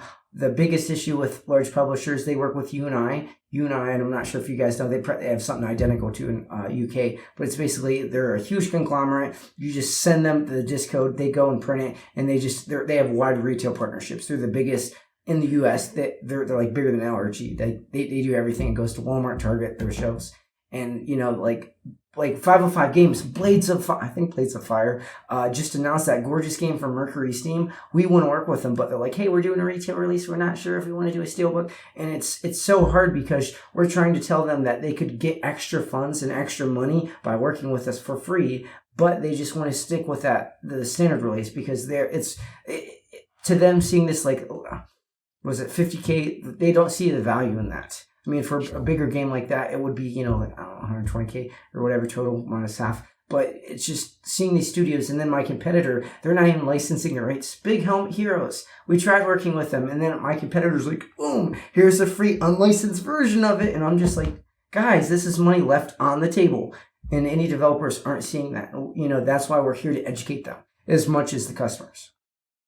That's why we're here too, to educate the world about PlayStation, my friend. But just going back to your third SKU, because Davey, obviously you picked out Turbo Overkill in addition to Metal Eden. And Metal Eden, I've just got to comment, that game looks absolutely beautiful, and I will be day one. When we were watching the State of Play, and I watched a couple of reacts about that State of Play, most people thought it was Marathon. You know, that aesthetic within Metal Eden is absolutely beautiful. And that character, Jrod, I know you'd probably enjoy a bit of that as well. Oh my God, that character was awesome. We could do so much with that character, so much. So the other one I would pick, Jrod, would be Hordes of Hell. I was just looking at this one on Steam. earlier and going through it, it's very much, you know, the Diablo kind of esque Vampire Survivors Club. And then Vampire Survivors would be the other reference that I was going to throw out to you. But this one looks like a bit of me. So if you get your hands on this one, I think I'll be very much interested in potentially purchasing a steelbook for this one, because I could imagine some of the graphics that I've seen for this game, absolutely beautiful as well. So you could do a lot with these IPs. Oh, absolutely. And I think with that one's a very high chance. We've worked with them in the past for Die by the Blade. That one was actually fully licensed. We just, we're not sure if they're doing a PlayStation port, and due to the mixed reception, we're not going to move forward with it. So, I mean, it's definitely I want to say like the first name basis. Like, we already have established that, and that's the hardest thing with some of these publishers. I've wanted to work on a Kimbot. And I've reached out to PlayOn, and it's like, here's this person. They don't work here. I don't know what you're talking about. What's a physical release? And it's so hard to, you know, these bigger companies like, hey, this is the person you need to talk to make this happen. And it could be, you know, as much as like what we did at GDC. I bumped into the guy. He's like, hey, let's meet the next day. And we signed their game 2 weeks later. I'm surprised you're not just walking into these studios and they're like, hey, it's that guy. It's Jrod. Right, they should know you. Right. Now, you're in so many different podcasts, so many different publications. You're all across Twitter. People should know your name. It's not about knowing their name. They should know you, mate. But anyway, we've gone through the third SKU. What about, you've got a fourth SKU as well that you, would you like to tell us a little bit about it? Yeah, with Fresh Brewed Games, we focus on printing 2 titles at a time. Our first we did a little bit earlier. We wanted to establish good faith with our customers by printing one earlier. It cost us a little bit more, but it was worth it. Our next 2 titles, we're looking at action, adventure type game or shooter for third. For our first one, we are trying to do like more diversified genres. I think that would be effective as far as like my brand and like our identity. We're looking at Hot Rod Mayhem, the Carters 2 or Trail Out. Both Carters 2 and Hot Rod Mayhem have expressed interest in working with us. Trail Out just said they might be interested, but there's like no definitive, it was a passing like tweet. So yeah, I want to hear your guys. Do you think in terms of the kart racers, which one do you prefer more, Hot Rod Mayhem or Carters 2? And then Trail Out, we know it has a community. It's well received. I think it would be really good, especially a physical version of it. Their publisher doesn't have any plans right now, at least to our knowledge, of a physical. So what do you guys sound off? Well, I'm just having a quick look at the Carters 2, and I'm reading on Steam that it was planned released for Q1 2025. So I think they may be a little late on that one. But out of the 2, I think Hot Rod Mayhem would be my pick for sure. That one speaks to me on a couple more levels. You know, it's a little bit more cartoony, a little bit more crazy. You've got kind of like the physical world merging with the kind of toony side of the aesthetic that they've chosen. I think that would definitely be the one I'd pick. How about you, Davey? Yeah, I mean, naturally what I should do is say, I'm going to go for Carters 2 on this, right? So we can discuss both. But I'm going to speak the truth here. Hot Rod Mayhem, bro. It looks cooking, dude. Like, it looks great. Like, out of the 2, that's the one for sure. Like, I think with Carters 2, it looks cool. Like, it looks good. There's something about it that's kind of missing for me a little bit in that, I think, compared to the kind of style that Hot Rod Mayhem is putting out there. But what I would say is I can never get enough kart in action. So whatever does come to fruition, if either does, is going to be a win, right? I think like when you're talking about like dream projects and ones like you could get either one of those, I think Hot Rod Mayhem would be the one that you want to put like 90% of the effort into securing. But both would be nice, right? Okay. Well, Hot Rod Mayhem has actually went on the record. They said they want to work with us. It would be a similar situation as Speedollama, and I will let you guys be the collectors that you are, sound off. It would be the only physical version. They aren't looking to do multiple. They're a small team of like 3 or 4 people, similar to Yummy Games. They love what we're doing. They're open to a steelbook, and they think their game is a good fit. I like it as 1 to 4 player local split screen. Everything in terms of all 10 racing cups can be unlocked offline. All customization is free and it's within the game. You don't have to pay extra for more money. If the game's successful, obviously they could add more costumes. But to me, I think Hot Rod Mayhem is like Towerfall. It's straightforward and simple. You jump right into it, customize your character. You don't know, it's not like Mario Kart. I want to know like your favorite character. This game is just cool. Pick a cute little outfit, go, and kick your friends, or your kids' asses in the game. I think that's it's perfect. I think it's a great casual game, and everything can be unlocked offline. It has really like fun appeal to it. I feel like it's, a well-made kart racing. To me, Karters 2 is just too close to Mario Kart / Nickelodeon Karters to where it would be competing with them. I think Outrun Mayhem's doing its own thing. So in a way, it gets to like have different expectations from them. So I think that's a winning point for me in terms of just like the aesthetic and like what they're going for. Like it's a very straightforward arcade racing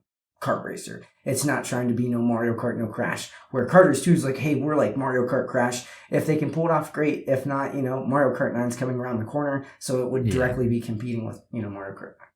Yeah, it's interesting. We're all kind of in agreement on this with the Hot Rod Mayhem hype, and I'll be looking forward to seeing updates as we go. But moving away from kind of future projects, I want to know something kind of from the past, but I know it's a very recent past. Last time you were on, you were talking about a partnership you had in terms of like new hires that you were getting, and kind of being able to offer people an opportunity to work within Fresh Brewed Games as part of like I think it was local government incentives and stuff. Correct. How has all that gone, Jrod? Have you managed to get these new people into the office? Are they in work? We're actually working on it. So Fresh Brewed Games is actively hiring. It's going to be a full-time summer intern for Fresh Brewed Games. They're going to specialize with a mix of graphic design and social media. That person is scheduled to start probably, I'd say like June 2025. Ooh. Oh, wow. But we were looking at 2 10 hours a week interns for like the spring. We weren't able to, they didn't have the budget for that, but so we moved to this summer, and we're going to be doing this summer collaboration with the government to help us provide this opportunity to young people, but also have, staff up our team and really kind of get the word out about these awesome releases, and hopefully, in short, let people know what we're doing. We're going to be on Walmart, Amazon, Fresh Brewed Games, our direct website. You'll be able to get the games. We're going to be out at flea markets. We're going to be out, pop-up events. We want you guys to feel involved and really connected with what we're doing, and also how when you're supporting these first 2 titles, you guys are supporting title 3 and 4. Both titles 1 and 2 are fully paid for. So everything we do and moving forward is just for developers, for gamers, and pushing forward and, getting these. One of the things, I was on a recent podcast, they said, Jrod, the coolest fucking thing about you guys, when you said you were going to make like the Speedollama case, it took you months, literally just months to do that. When he's like, I've been waiting on a Chained Echoes PS4 edition for 3 years. I'm like, that's fucking bullshit. I'm like, there is no way, unless you're paying a child in China to physically wrap something by his hand, by himself 10 hours a day or whatever, there's no way that it's going to take 3 years to print a metal or a piece of plastic or paper materials for these games, because they're not even metal. They're just like paper and plastic. Anybody does that. The library does that.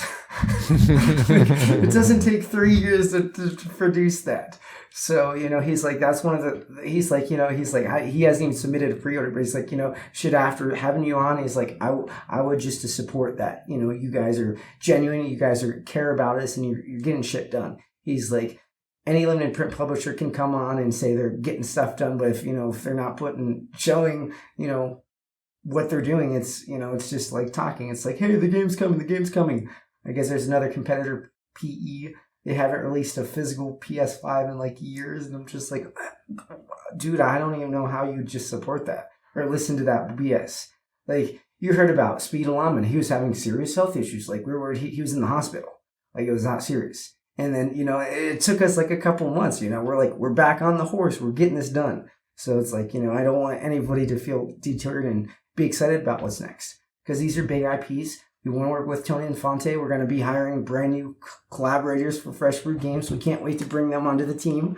And just, we can't, we want to grow. We want to keep doing this. And so far, everything we love it's great. We love what we're doing. We love these developers. We love helping out podcasts and growing brands, and just, it's awesome. It's a small community. So many people have been laid off in the video game industry lately, and it's our way of giving back, and hopefully, the community and players connect with us. I'm really excited about it. With everything you've got going on, Jrod, I have to admire you. You're a very, very busy man, and it is an honor to have someone like yourself come on and sort of share the background of these projects and sort of give us an update on, what you're looking to do in the future. But I want to ask, outside the things that we spoke about with the new SKUs, what are your goals for 2025? Do you have like a top goal that you really want to achieve this year? What would make 2025 for yourself?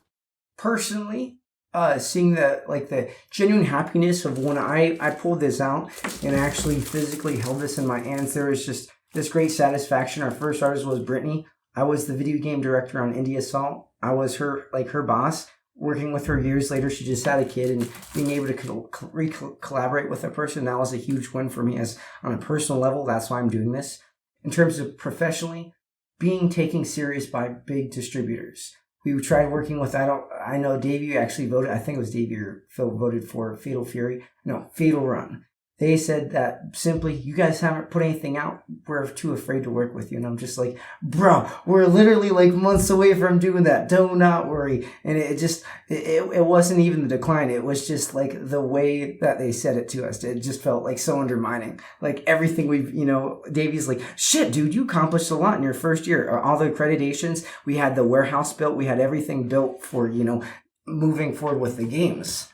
So, for us, it's just being taken serious with the big distributors like Metal Eden and La Chimera. Oh my fucking God. That game looks so... Dude, I connected with a producer on the game. He's like, I like you. He's like, you're authentic. I'm like, I am. And I don't charge any of these companies. We don't have any restrictions. And we just want the best for these companies, and for the players. Because I think players demand to have a great freaking quality physical release and also to have everything on the disc. And that's what Fresh Brewed Games is about. I think you've kind of hit the nail on the head, and I get it, right, from a business standpoint for these publishers or whatever. When things start cooking now this summer, when you start, getting some of this product out there, it would then at least lead to that that kind of concern that they may have. Which, to be fair to them, I can see that from a business standpoint. You're thinking, well, the proof's in the pudding, right? And so far, there's been no pudding. Yeah. So, I can kind of get where they're coming from. As soon as that starts coming out, that worry's gone. And then it's like, here's the quality of what we've been doing. Here's the proof. Have a little fucking taste. Chuck those gloves on, have a feel. And then go from there, right? Like the sky's kind of the limit, right? Mm-hmm. Like, or push through that, and just blast through to the stratosphere. I can see it, man. Like, I think it's going to be one of those things that hopefully will connect later on in the year, and it would be one of those things of, yeah, we've got this product, we've been able to show examples of where this is and how this has been received. This is our feedback that we had from it. This is why you should work with us. Blah blah blah. Like it becomes your ability to be able to market yourselves to these publishers and developers becomes easier with each passing project, because it's just that seal of quality that you put into all your work will be something that people can physically see and touch and feel. And as you said, you popping up all over the place in terms of not just on podcasts, but going to where the people are in terms of conventions and stuff like that. I think it's going to be so important for your growth, because you get... I love a convention as much as the next guy, right? I travel over to New York to go to New York Comic Con every 2 years. And otherwise I'm in London and stuff like that. The people that go there are like the hardest kind of hardcore nerds, right? Like we're all fucking nerds and geeks. It is what it is, right? Oh yeah. And they are like the prime. So I think like going out to them and being able to show this is what we do, it's that kind of groundswell movement that Fresh Brewed Games needs to be able to grow the brand and to get it so that people are aware of it. And then before you know it, flash forward a couple of years, you may not even have to approach anyone, because it may be that the audience is doing that approaching on your behalf, right? And that's kind of, I can imagine that must be like kind of a dream that down the line to be able to get to that point, right? Oh, hell yeah. I mean, like, if you look at companies like Manolab and Blue Fans that do this in the film industry, they've established themselves to where they're doing releases for, like, The Matrix and, like, A Knight's Tale that are, like, 10, 15, 20 years down the road, and people buy it. They're like, oh, I have to, like, FOMO. I have to have that immediately. Hopefully, you know, we're not trying to, like, purposely do FOMO because, you know, we're committing to 2,000 every release, but we're like, hey, please support this because we're passionate, we're helping others, and this is just helping out the game industry, as we know, because this is an important part of game preservation and also just giving back to players that want to just have like the freaking awesome thing that they want, you know, instead of like nickel and diming them for microtransactions or crappy little steel books or stuff without it. You know, we're providing that to them. That's the way to go, really. Now, Jrod, I want to ask you, because we're coming towards the end of this interview, if a listener or a viewer from NPS We Trust wants to find you, wants to check out what you're up to, where can they find you? Obviously, I'm on social media. I follow you over on Twitter, and you are very active. There's a lot of interactions with a lot of ladies on that Twitter. So watch out if you do follow Jrod. Be very careful. Don't go scrolling on his Twitter when your mum's looking over your shoulder, because some of it, can be on the edge a little bit. I feel like Jrod now. Now you've been on the second time, I feel like we can have this kind of heart to heart with you. Looking at some of the things that you're messaging onto people, I saw one the other day and I cracked that. I actually laughed, right, like proper laugh. There was this cosplayer, right, as Pikachu. And it was like left or right, right? And the left was like she's basically in a bikini. And the right was like in like a full costume. And you're like, left looks like she'd give a good cuddle or something. And I'm like, fucking hell, Jrod. Calm it down. He's got the fucking dog in him, bro. He's got that dog. He's out there, man. He's going for it. And I was like, I fucking respect this. I respect this a lot. I really like it. So, but yeah, it's wild because like the difference between your Twitter and Phil, you don't have Facebook, but the Facebook's where I see most things for Fresh Brew Games, right? Like I see a lot of things being shared on the Facebook, and it's always class to be able to see like before you even sent over the Speedollama stuff, I'd seen it on Facebook, right? And I was like, fucking hell, it's great, right? Put a share on that. But yeah, your Twitter's wild, and that's why they call it X. Because it's X-rated. It's X-rated, bro. It's Elon Musk, the talking, what is it, free speech platform. It is, man. It is. I like it. It does crack me up, dude. It does crack me up. But last time you were on, you hadn't created a Fresh Brew Games Twitter. I haven't seen one yet. Is that still the case? It's still not. Is it still like confined to Facebook at the moment? Facebook and LinkedIn primarily, and then I just do use my personal Twitter. I don't really social media a lot, so it's an effective way for me. Well, I suppose once you get that new recruit to join your team, obviously they'll be improving that sort of presence that you have out on the internet, because I'm mainly a Twitter user. I really am. That free speech, I'm all about that. That's where I spend a lot of my time and get a lot of my information. And there's many people like me who don't have Facebook. So the Speedollama stuff, I'd only sort of got a sneak peek through the material that you've been sending over. But I really feel like maybe Twitter might be an option for you in the future. But outside of Facebook and Twitter, is there anywhere else? Obviously, you have a website as well. Yeah, if you guys want to follow us, it's Fresh Brewed Games, our company site. You can go to Fresh Steelbook Games. It'll be freshbrewedgame.com coming in August. August was April. And then at Gingrich Jrod on X, Jrod Gingrich on Facebook. You can also, if you just Google my name, you'll probably find out I used to be a movie director. So I also actually did the one-hand glove thing similar to Michael Jackson. But yeah, be sure to follow us, hit us up, LinkedIn, Fresh Brewed Games, and we'd love to hear any and all feedback, guys. Speedollama is going to be shipping early this summer. Project Tower pre-orders go live end of March. Thank you so much for joining us, Jrod. It's been an absolute pleasure. I really can't wait to see more from you this year and to see these physical releases. Thank you ever so much for your time. Thank you, guys. I appreciate it, guys. Have a great day. And you, mate. Bye, mate. Oh, what a great time that was, Phil, with good old Jrod, eh? What a lad. It's very nice that he spends the time and really goes into details, and you can really sense the passion that he has for sort of creating, well, video games, because he previously was a developer, and now these amazing steelbooks. It really is. It's something special. And I know that we had him on as a guest, and so people may think that we're talking lip service or whatever, but we have physically just gone on and ordered Speedollama ourselves. So, like, we put our money where our mouth is here. Like, there is quality here. And I'm just really hopeful that this year's the year for him, you know? And I want to be able to just follow his journey over this year and have him on it several times if we can to be able to find out what's going on, you know? And especially this summer, like, what an amazing time to have, like, so much happening at all at one time, you know? It's going to be really interesting. But, audience, we hope that you found this as interesting as we have, because that brings our lovely show, episode 109, to a close.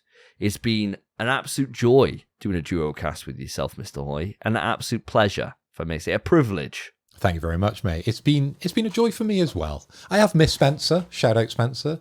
I can't wait to do the next show with him, but unfortunately I'm away. I'm off on my hollybobs. Well, not hollybobs technically. I'm away with work next episode. So it's you and Spencer next episode. So you're going to have to wait another episode's time till we're all back together and we can unite and bring that triangle of power back together. Oh, that Triforce. That's it. If we were a Nintendo podcast, it would be a Triforce, wouldn't it?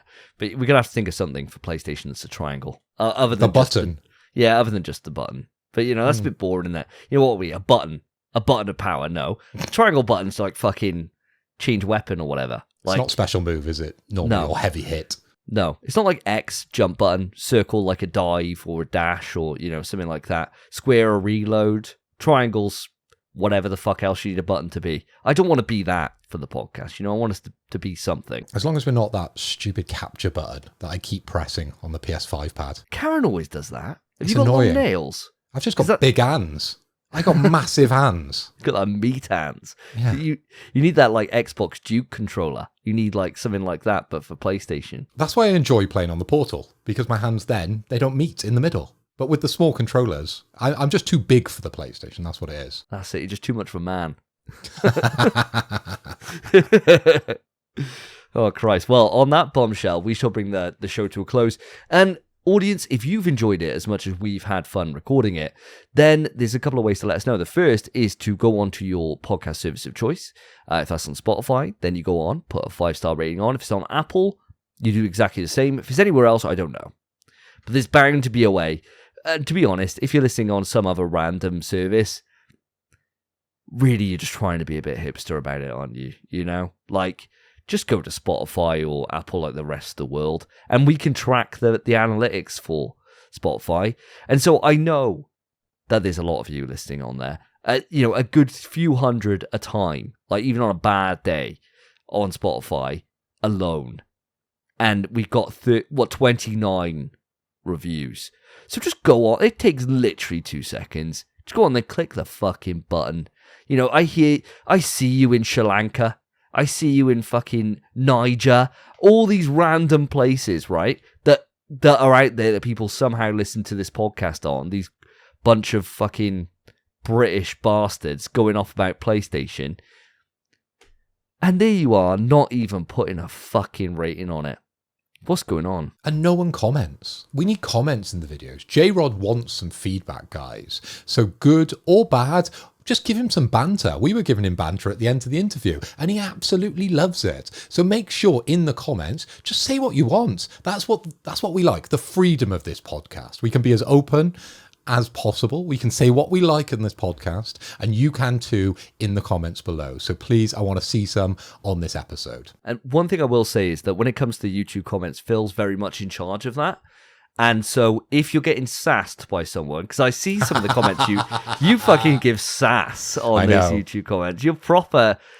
I read some of them like, fucking hell, he's gone hard. Like somebody would pick us up about, you know, like their Pro Xbox or whatever, and going in, and you're just like, where's your games, mate? Like you're just like fucking going for the jugular, dude. I usually use the emoji of the little fish afterwards because I'm baiting them into having more conversation. And there's been a couple of times recently where I've said something quite, you know, mean back to the person, and it's ended up increasing the amount of comments. So there is a reason behind it. It isn't just because I quite enjoy winding people up. Yeah, I do, right? But ultimately, it gets the number of comments up that we have on the show, and that's a positive thing for Google. So as I said, good or bad, or if it's just a bit of banter, bang it in the comments. It all helps us. It really does. Thank you ever so much. And thank you in advance, audience, because I know that you're gonna do it, aren't you? Aren't you? Well, it's been a pleasure, as we said. I have been Davey. I have been Phil. And Spencer is not here. He's with us in spirit. Take care, guys. Peace. In PS We Trust is hosted by Davey, Phil, and Spencer. You can write into the show via our email, pswetrust@gmail.com. Our Twitter is @InPSWeTrust. To find each of us online, follow our Twitters @SSJDavey, @PhilipHoy, @SpenPie_. Thank you for listening. Take care of yourselves. Take care of each other. See ya.